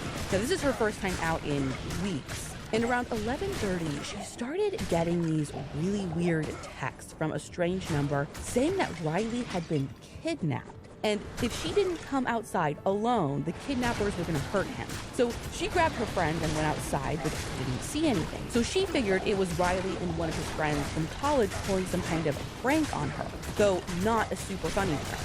But the texts keep coming, and they get even more aggressive. I'm actually going to have you read one I pulled from James Satterfield's reporting in the Knoxville News Sentinel. It says, quote, "We have him now. If you don't care about him anymore, then it shouldn't bother you. Call the police and he dies. Your choice. If you'd like to hear his final screams, give me a call. He's in a ditch beside the house. It's a shame you can all of a sudden not value someone's life." End quote. So, what is this kidnapper looking for from Emma? Like, money? No, and honestly, there isn't really a clear ask as far as I can tell. It's mostly just demanding that she come outside the house alone. And eventually, again, she did go outside again, not alone, but with her friends. And this time, they actually spot something, or someone, laying face down in the ditch. And it was Riley. He got up acting all confused and holding his head like he'd been hit, saying, like, "Where am I? How did I get here? What happened?" But Emma wasn't buying it. And in fact, she was absolutely furious about the whole thing. When she didn't take Riley's bait and rush to his side to help him, he left. And she went back to the party with her friends. And naturally, she was upset because they were broken up. Like, she just wanted him to leave her alone. And he kind of did. For the rest of the night, there were no more calls, no more texts. And eventually, she was able to kind of shake it off and enjoy the rest of her night. The next morning, Emma packed up her stuff and headed back home. She was getting ready to head out to meet her mom when all of a sudden, out of nowhere, this man, dressed head to toe in black sunglasses, black everything, started pounding on Emma's door trying to get into her house. Now, she was home alone, and as you can imagine, freaking out. So she actually ended up texting Riley asking for help, and he, of course, responded right away. He came to the house, checked everything inside, looked around outside, but there was no sign of this man in black. But Emma was clearly shaken by the whole thing. And did they call police? Well, according to that episode of Dateline, no. But Emma told the whole story to her mom. And her mom had a sense right away that the man in black wasn't a stalker or a burglar like Emma thought. She figured it was probably Riley pulling another one of his stunts trying to get Emma's attention. But Emma was like, no way, not possible. Like, he wouldn't go that far. He wouldn't do that. So to come back to the present investigation, police hear both of these stories and think that there's for sure a connection. Either there's a stranger out there stalking Emma and that's who killed her, or it's all part of the same pattern of behavior from Riley, a pattern that may have escalated all the way to murder. But later that same day, investigators are already ruling out the stranger theory because they're handed a police report that puts a gun matching the kind that killed Emma right in the hands of their main suspect. It turns out Riley's grandfather filed a report that weekend saying that his gun had been stolen, and he suspected Riley had taken it and was worried that Riley might hurt himself. But when his grandfather confronted him, he flat out denied knowing anything about it. And if that's not concerning enough, police get a call from Riley's two friends. One of them, this kid named Alex, says that he knows Riley stole that gun from his grandfather because Riley had shown it to him. Riley apparently told Alex that he needed the gun for protection because he was worried that people were out to get him and Emma. The other friend that called into police was a kid named Noah, and he tells them that Riley had called him just that weekend asking him how to get rid of fingerprints on a gun. I'm sorry, what? Yeah, Noah's like, first of all, why do you want to know that? And second, why in the heck are you asking me? That honestly was like my question. Like, I don't know if I have a person in my contact list where I'm like, this person knows how to get rid of fingerprints. I mean, it's just wipe it down, right? Like, I mean, again, I think it's just weird that he called anyone. Like, having a friend that's like, that person? Okay. Yeah, and ultimately, Riley's like, chill. It's not me asking, my roommate's asking. I'm asking for a friend, is basically what he's saying, which is still freaking weird. Yeah. And Noah kind of knew that this was BS because unbeknownst to Riley, Alex had already like talked to Noah and told him his whole story about how Riley had taken his grandfather's gun. So clearly, like, he knows it's not, your friend is not asking this. Like, bro, it's you. Right. So was this fingerprints question before or after Emma's murder? It was before, but truly at the time, they said that the idea that Riley might hurt Emma didn't even cross their minds. They were more worried about Riley using the gun to harm himself. But now that Emma has been murdered, they're seeing it all through different eyes. So do they know for sure that this is the gun that killed Emma? Well, they know it's the same type, like it's a 9mm. But to know if it's the actual one, they need to find it so they can test it. To do that, they start by asking the person that they think might know where it is, Riley. According to that ABC story, when detectives go and talk to him, honestly, they still have an open mind. Maybe he's just a grieving ex-boyfriend. But when they actually sit down with him, that's not what they get at all. Instead, they see something they've seen many times before, a dark side. Not to mention, he's just actually weird. Like, instead of saying Emma's name, he keeps referring to her as the girl or the girl who passed away. Almost like he's trying to distance himself from the girl he dated for 2 years. That's definitely weird. Yeah, that was kind of my thought too. Except he can't really distance himself from her because everyone already knows, like you said, they've been dating for 2 years. And they all know that they had just broken up and he was a wreck about it. Ultimately, Riley denies stealing his grandfather's gun, and detectives give him a few opportunities to turn that one around before they tell him about that call that they got from Alex and Noah. And when they do, Riley's like, I have no idea why Alex would say any of this because it just didn't happen. And he said he had called Noah asking about fingerprints, but it really was his roommate asking. Oh, he's sticking to that story. Okay. Yeah, but he's like, I have no idea why my roommate's asking. I just was, again, doing him a favor by trying to help him find out. According to Matt Lakin, who reported for the Knoxville News Sentinel, Riley just says, quote, he's a weird guy, end quote. So police move on to Riley's whereabouts on the night of the murder, and he tells them that he had spent pretty much the entire weekend trying to reach Emma, but she ignored all of his calls and all of his texts. Now, he did end up connecting with her eventually on Sunday night. That's the last night she was alive, using a friend's phone since she wasn't answering any calls from him. He wanted to call her with a different number. But even then, she told him basically just to stop calling. It is over, and then she blocked that number too. So she's like serious about not talking to him again. This isn't just to appease her parents. She's really, truly done with this relationship and just wants him gone out of her life. Yeah, totally. Now, in addition to a lot of this, like, I loved Emma, I do this kind of stuff, Riley tells police that he actually couldn't have killed her. He says that he wasn't even in Knoxville when she died. He says that he was in Maryville on his college campus for almost all of Sunday night and Monday morning, except for like this brief trip to his grandparents' place in Knoxville, where he was there just long enough to log onto his school account from his grandparents' laptop, and then he drove straight back to Maryville. And he says that when he got back, he was parked in front of the athletics building on campus for hours, just like looking at pictures of him and Emma on his phone in his car, like crying and trying to process their breakup. Like just sitting there in his car. That's what he says. And he tells police it's something he's done before. And while it seems kind of ridiculous, especially in the middle of the night, I don't think it's that wild to think that his car might actually be the only place that he can go for privacy. I mean, when you think about it, he's like in a college, he lives in a dorm with roommates. But how long was he in the car? Well, pieces of the interrogation tapes were played on the show Crime and Justice with Ashley Banfield. And Riley's exact words to police are, quote, "I sat in the parking lot in front of the athletic center, just sat there for about 2 to 3 hours and just looking at pictures of us and stuff like that. I sent her a text at 12:55. I just told her how much I loved her and that I was sorry she didn't want what we had anymore. And she was going to do great things in the future. And that is why I was going to leave her alone after that. I fell asleep around then, and then so I woke up to the call about what happened." End quote. So he's saying he was in his car alone, first crying and looking at pictures, then he texted her, then he was sleeping until whenever the news makes its way to him that Emma was dead. So that's what it sounds like to me, but either the story ends up changing or maybe just gets fleshed out a little bit during the course of the interview, because what he ends up landing on is that he did go back to his dorm around 4:30 and fell asleep till morning. So basically he has no alibi, is what you're saying.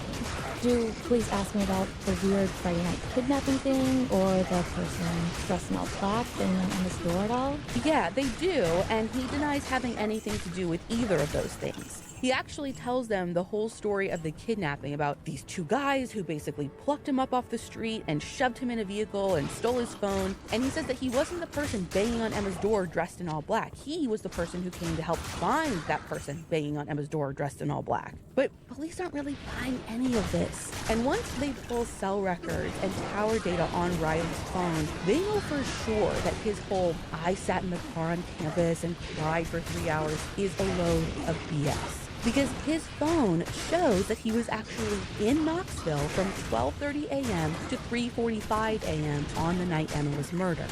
But that's not enough to arrest Riley, or even enough to hold him any longer. What police really need to clinch this case is a murder weapon. They are sure that it's Riley's grandfather's gun. They just need to figure out where he's hiding it.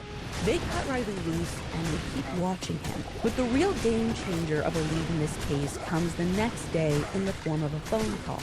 On Tuesday, this is the day after Emma was found dead, police hear again from Riley's friends Alex and Noah. They tell police that Riley told them that he did, in fact, still have his grandfather's gun and that he needed to get rid of it ASAP. Okay, wait, so after he knows that his friends went to the police with information, Riley is still like, "Yeah, I can trust you. Let me see if you can help me get rid of this gun." Again, thank God criminals are dumb. And here's the thing though, when he's talking to them, he still swears it's not a murder weapon. He says he's just concerned about having it and police finding it. Thinking that he says, it's something that's gonna send him to jail for a crime he didn't commit. But Alex and Noah don't believe him. They have been watching him basically come apart at the seams. And as much as they care about their friend, they do not want him to get away with murder. And they think that they can help investigators either get a confession or at least smoke him out. So Alex and Noah meet up with detectives that evening who wire them up with mics and a hidden camera so police can listen in the whole time. And they send them out to meet with Riley. Alex and Noah invite him over to hang out and they talk for a while. They talk about Emma's murder and how Riley definitely didn't do it, would never do it, but having this gun around was going to be a problem for him anyway. Then Riley asks them if they'll go with him to get rid of the gun. And I don't mean at like some point in the future. I mean like right now, will you leave with me? He says he wants to go to the bluffs, this like wooded area next to the Tennessee River, and throw the gun into the water. So does he have this gun on him like right now? So not in that moment. They have to go get it. So they all pile into the car and go to Riley's stepfather's place. Riley goes inside and emerges a few minutes later with a garbage bag, and off they go towards the bluffs. Now, Alex and Noah don't actually know for sure if the gun is actually in the bag. And this whole sting operation is based on them actually seeing the gun and police moving in to make an arrest. So the two boys are trying to coax him into showing them the gun the whole time they're driving. And finally, after they've parked at the bluffs, he finally shows it to them. Again, police are listening in, but Noah and Alex also have this group text going on with detectives. And so Noah sends a note like, "The eagle has landed," or whatever. And within a minute and a half, that must have felt like a lifetime, the car is descended upon by lights and sirens and police who take Riley away in handcuffs. I'm not gonna lie, that is a really risky freaking move for these kids to be just hanging out with their unhinged buddy who they know has a gun and suspect just killed someone they know with it. Listen to this. So I guess Alex and Noah, when they were interviewed for Dateline, they said that they didn't even tell their parents that this was going down. No. Yeah, they weren't hiding it. They said they didn't have time. It just all came together so fast. But their role in Riley's arrest was crucial. And what police found in that trash bag helps put the entire puzzle together. Because it's not just the gun. There's actually other stuff in there too. Gloves, garbage bags, black clothes, sneakers blacked out with duct tape. Everything Riley would need to sneak into Emma's backyard that night undetected.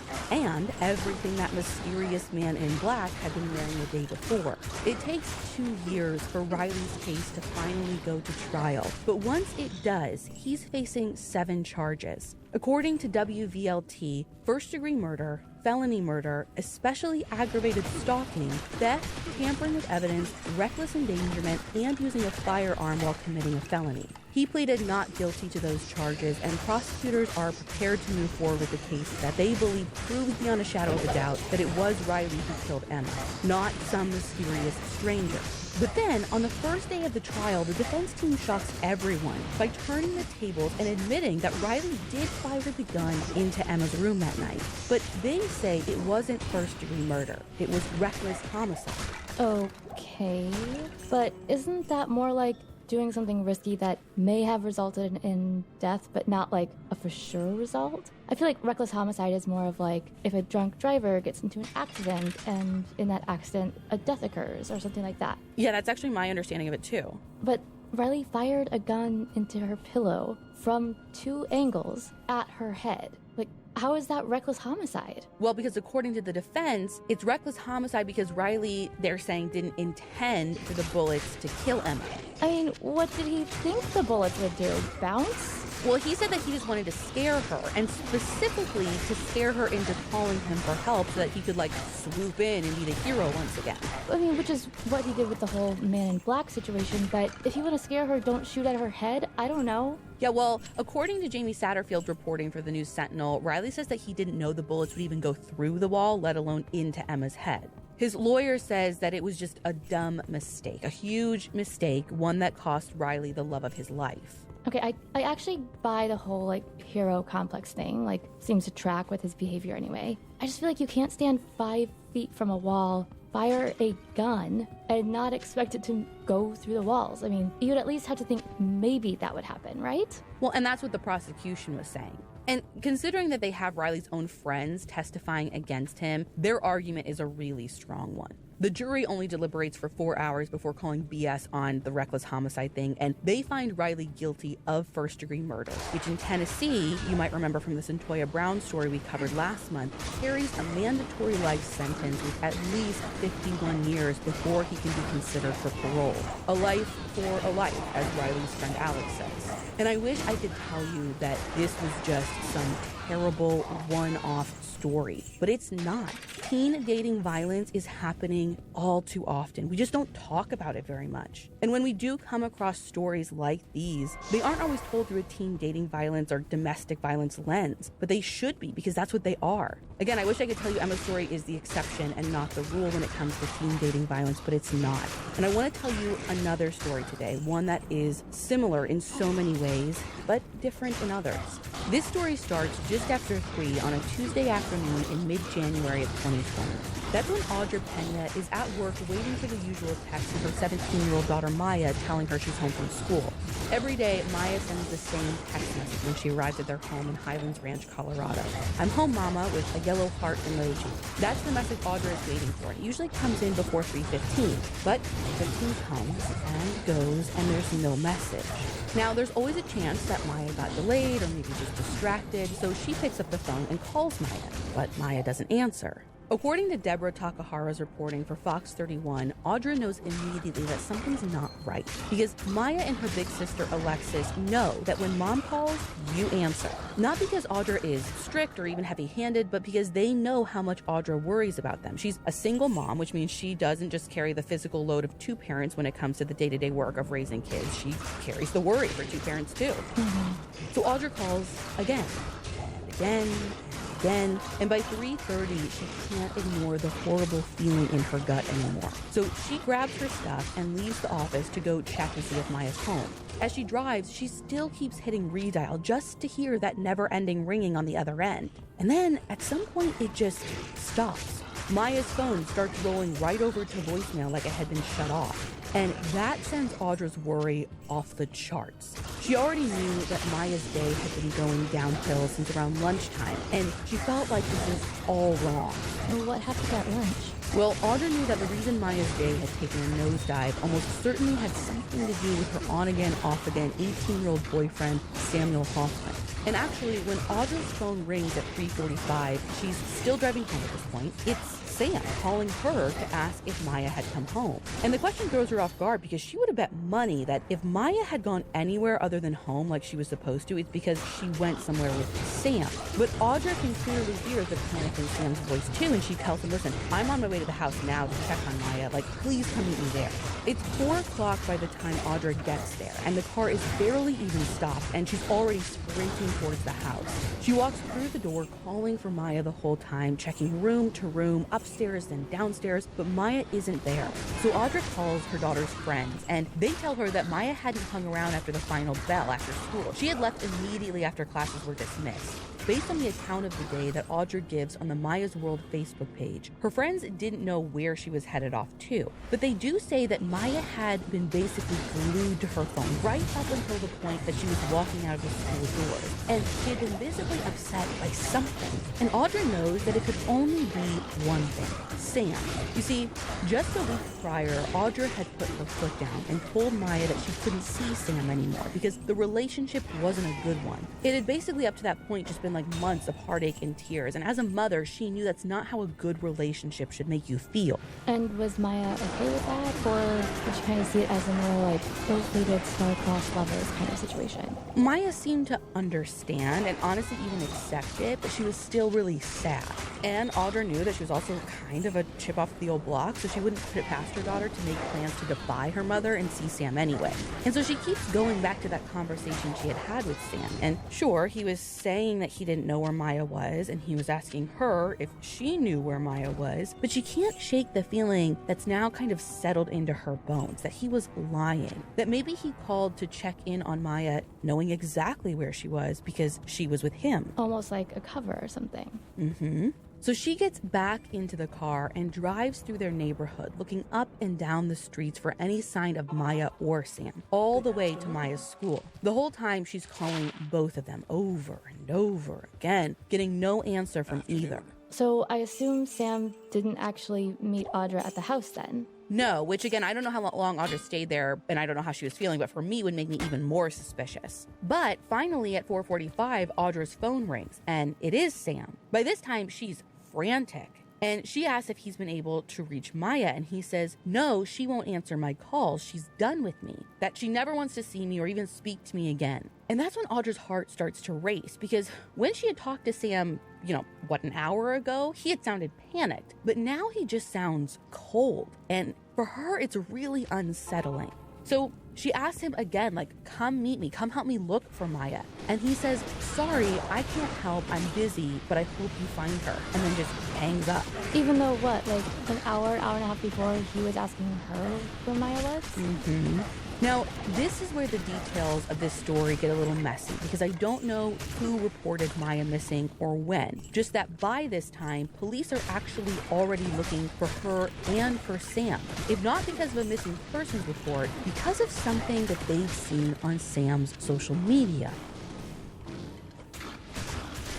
According to KOAA News 5 in Colorado Springs, several people had seen something Sam posted on social media talking about how he was concerned about his own behavior with Maya. And when did he post this? What did he say? Well, the details have never been made public as far as I can tell, so I don't know exactly what it said. Though in that KOAA story, they mention a rumor going around that it involved a photo, maybe a photo of something happening to Maya, but police have never confirmed that. And again, it is a rumor, so I don't know. But what I do know is that the people who saw whatever this post was called police as soon as they saw it. And Way together? I don't know if they actually are treating this as Maya being with Sam voluntarily or more of a kidnapping situation. I mean, it almost doesn't even matter anyway, since police are clearly treating Maya as endangered and missing. So it feels more like they think they're together and it's not voluntary. Anyway, it's the Colorado State Troopers who first spot what looks like Sam's vehicle kind of lurking off the side of the road in this area around I-25. And at first they think, okay, finally we got them. But once they get close enough, they realize it's actually not Sam and Maya. So there just happens to be some other car lurking off a side road in the exact area that these two kids are thought to be hiding. Well, not exactly. It doesn't just happen to be another vehicle in that same area. It's a news van, and it's there on purpose. Now, I assume that they had heard about the location over police radio, because when Colorado Springs Crime Watch wrote about it, they said that the news truck beat police to the area. Oh, I bet those cops were just thrilled. Yeah, they're not psyched. And they obviously send the reporters away. So I know there's at least one false alarm before two officers finally spot the right vehicle pulled over on the side of the road on an I-25 underpass at 7:39 p.m. And Sam is actually standing outside of the car at this point. But he spots police before they pull up, and by the time they stop the car, he's back inside his. The officers climb out of their car and start walking towards Sam's vehicle. But before they can even get close enough to speak to him, they hear the unmistakable sound of a gunshot. It shatters the back window into a million pieces, and then there's just nothing. Silence. They walk towards Sam's vehicle, not knowing what to expect, and when they're close enough to look in the windows, they realize that they're too late. Maya is laying dead in the back seat, and Sam, who had been standing on the road right in front of them not even 30 seconds before, is in the front, dead from a single gunshot wound to the head. So, wait, no other shots fired? That means that Maya was already dead before the police got there. Yeah, she had to have been. Police shut down that section of the road so they can do a thorough search of that scene, and they send both bodies to the coroner's office for autopsy. Now, Maya's official cause of death and time of death will be important to know, of course, but otherwise there is very little mystery here for investigators. It's clear that what they're investigating is a murder-suicide. The question isn't what happened or who's responsible, it's how did this happen? And just as importantly, how could it have been prevented from happening in the first place? By the following afternoon, investigators have pieced together a loose timeline of events for the day before. They confirmed that the reason Maya left the school in a hurry was in fact to meet Sam, just as her mother suspected. Police think he picked her up around 3:15 and then drove less than a mile down the street to an off-campus parking lot, which is when and where he killed Maya. Wait, they think he killed her, right after school? Yeah, they think that happened in, the narrow window between 3:15 and 3:30. And in a parking lot? Is this an underground parking lot or something? No, wide open, broad daylight. Now, police only really ever say that the parking lot that they went to was off school property, but based on a Facebook post that I found from the Connections Church, I'm pretty sure that that's the lot they're talking about, which the church itself describes as, quote, very active between 2 and 4 p.m. with more than 100 students being picked up and dropped off, end quote. And no one saw anything or even heard a gunshot? No one saw or heard anything as far as I know. But for sure they wouldn't have heard a gunshot because Sam didn't shoot Maya. When her autopsy results come back, it shows that he strangled her and stabbed her twice, once in the leg and again in the chest. Okay, so maybe there wouldn't have been like a loud gunshot, but I have to think they would still attract attention, especially between, 3:15 and 3:30 near a school with people coming and going by the hundreds. You'd think so, but again, as far as I know, police found 0 witnesses. And that might be because even though Sam wasn't like a big dude, like in some pictures he looks even smaller than Maya, he knew what he was doing. Like, I'm pretty sure he knew how to make someone unconscious pretty quickly and effectively because he had training in mixed martial arts. And the police are sure about the timing of 3:15 to 3:30. As far as I know, yeah. Okay, I ask because, first of all, it does seem so bonkers that there would be absolutely no witnesses, even to a quiet or silent crime. But the other thing I keep coming back to are those calls that Sam made to Audra. A 3:15 to 3:30 time of death means Maya was already dead when Sam called Audra the first time, being like, hey, did Maya make it home? Or whatever. Like, what? Yeah, well, that's exactly what police think happened, which is chilling. And actually, we know that Audra wasn't the only person Sam called. The police reports note a few calls to friends. We know there were 2 calls that he made to Audra. Then the social media post police mentioned too. So Sam was busy. He wasn't just like heads down highway driving during that time, which might explain why his whereabouts are largely unaccounted for, at least publicly, between 3:30 and 6:30, which is when he spoke to a friend and reported being in Colorado Springs at that exit with a flat tire. So did the police know where he was planning on going? They say they don't.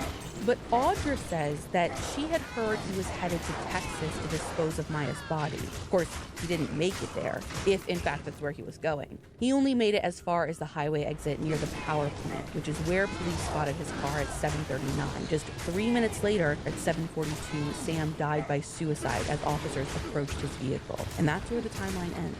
That is a lot.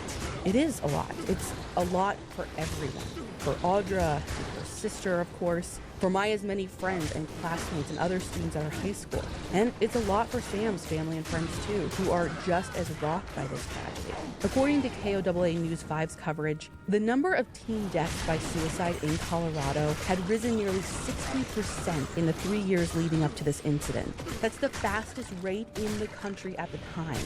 And Sam's issues with mental health, which are not really reported in detail, but which Elizabeth Hernandez identified as depression in her piece for the Denver Post, were no secret. His friends knew, Audra knew, police knew too. Remember, they had placed Sam under an emergency mental health hold at least once before. But even police, who again had prior contact with Sam for domestic violence, didn't know what was actually happening inside Sam and Maya's relationship. Sam and Maya hadn't been dating that long, actually, a few months. But according to comments the Douglas County Sheriff made, they'd known one another for years before that. Audra had met Sam for the first time in August, so like 5 months before all of this. And he and Maya had gone out once for ice cream.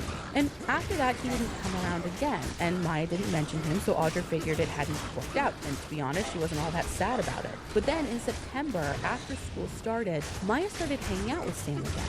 But one of Audra's rules was that if Sam wanted to take her out, he had to come to the house and pick her up and like come inside for a chat first. Right, not like a pull in the driveway and honk the horn situation. Right.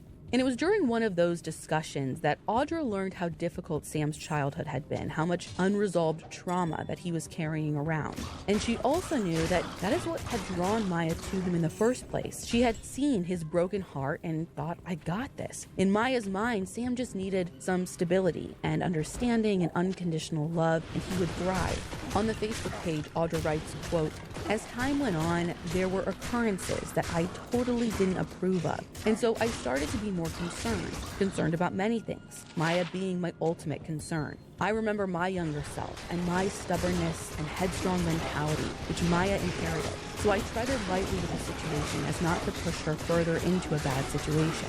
End quote. And of all people, Audra knows how bad of a situation this could be.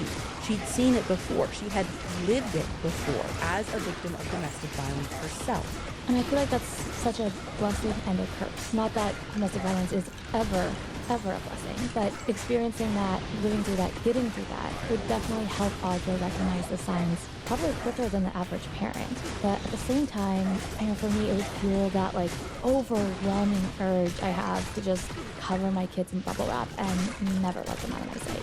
Yeah, I mean, like you want them to learn from your mistakes so they don't make the same ones. But evolution does not work that way, unfortunately. No. But Audra was concerned enough about what she saw between Sam and Maya to start pulling together family members and friends to try and talk to Maya about breaking things off with him. And in early November, that's exactly what Maya had done. But not long after, Audra got a frantic call from her daughter saying that Sam was in the hospital. He'd attempted suicide. And because he'd done this right after the breakup, right after telling her that he couldn't live without her, Maya felt responsible. And in Maya's mind, Sam had no one but her. So they got back together. And Audra watched for weeks as Sam got more jealous and more possessive, more obsessive. Finally, in early January, Audra put her foot down and told Maya there would be absolutely no more seeing this boy. He's not good for you. He's hurting you. And something bad is going to happen. I can feel it. But nothing, no lived experience, no mother's intuition, nothing could have prepared her to be right about that. Yeah, I mean, this really isn't a story about loved ones not seeing the signs of a violent relationship. Audra knew exactly what to look for. It sounds like Maya knew what to look for too. And I think that's actually the part of what makes the issue of teen dating violence in particular so fucking scary for me. Because even in a situation like this where people saw what was happening and did everything they could, or at least everything they felt they could to prevent it, Maya still ended up a victim. Right. Honestly, it's the same in Emma's story too. Like, her parents saw it, her friends saw it, even she saw it. And that's why it's so important. Again, like, I can remember being this age and thinking that, you know, oh, I know better than everyone else, or ignoring things that you shouldn't ignore. And I think that's why it's so important that, again, that these messages not only be passed down through parents, but teenagers themselves hear these stories and know that it can happen. Because I promise you, both of these girls never thought in a million years this is how it would end. And I get that it is so hard to see when you're in it, but intimate partner violence is nothing like random stranger violence. You guys know that. The person hurting you physically, mentally, sexually is also the person that you love or loved so much. And it is really, really hard to untangle that. And here's the thing, you guys, if you're listening to this and you're in high school right now, I want you to stop what you're doing and listen to my words.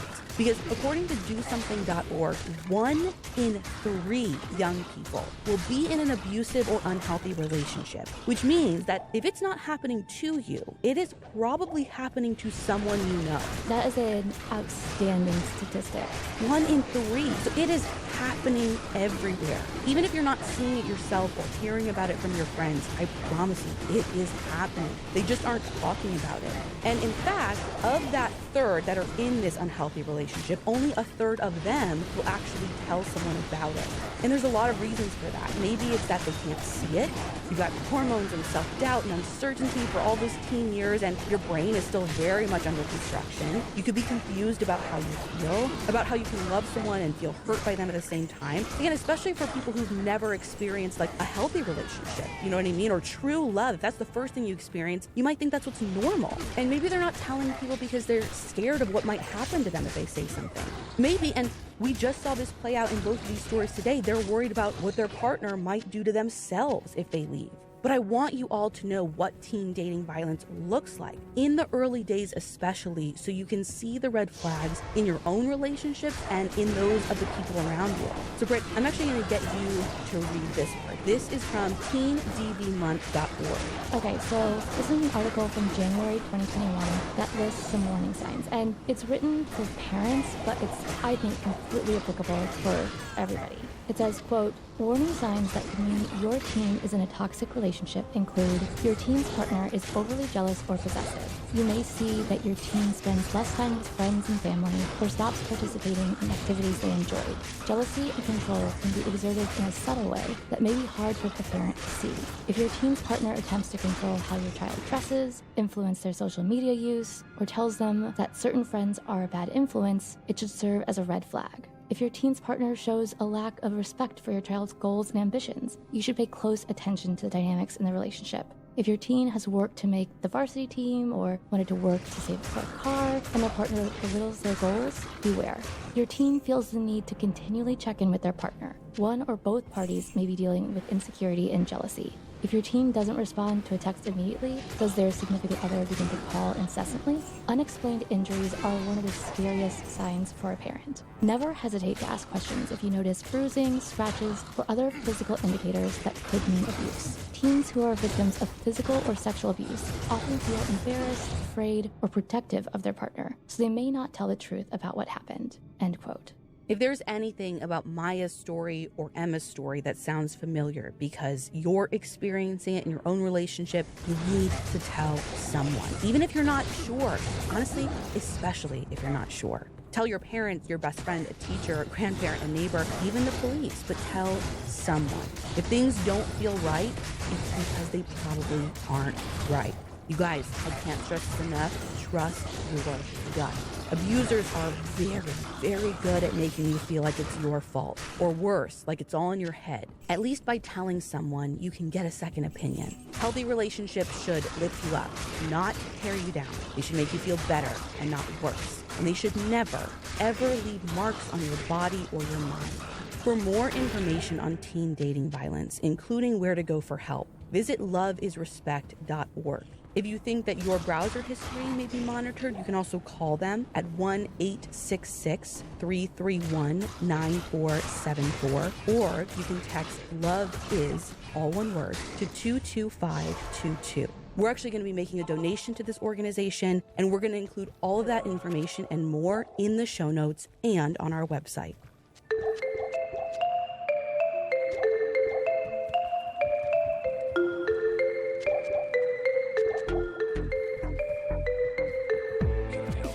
For all the source material on this episode, please visit our website,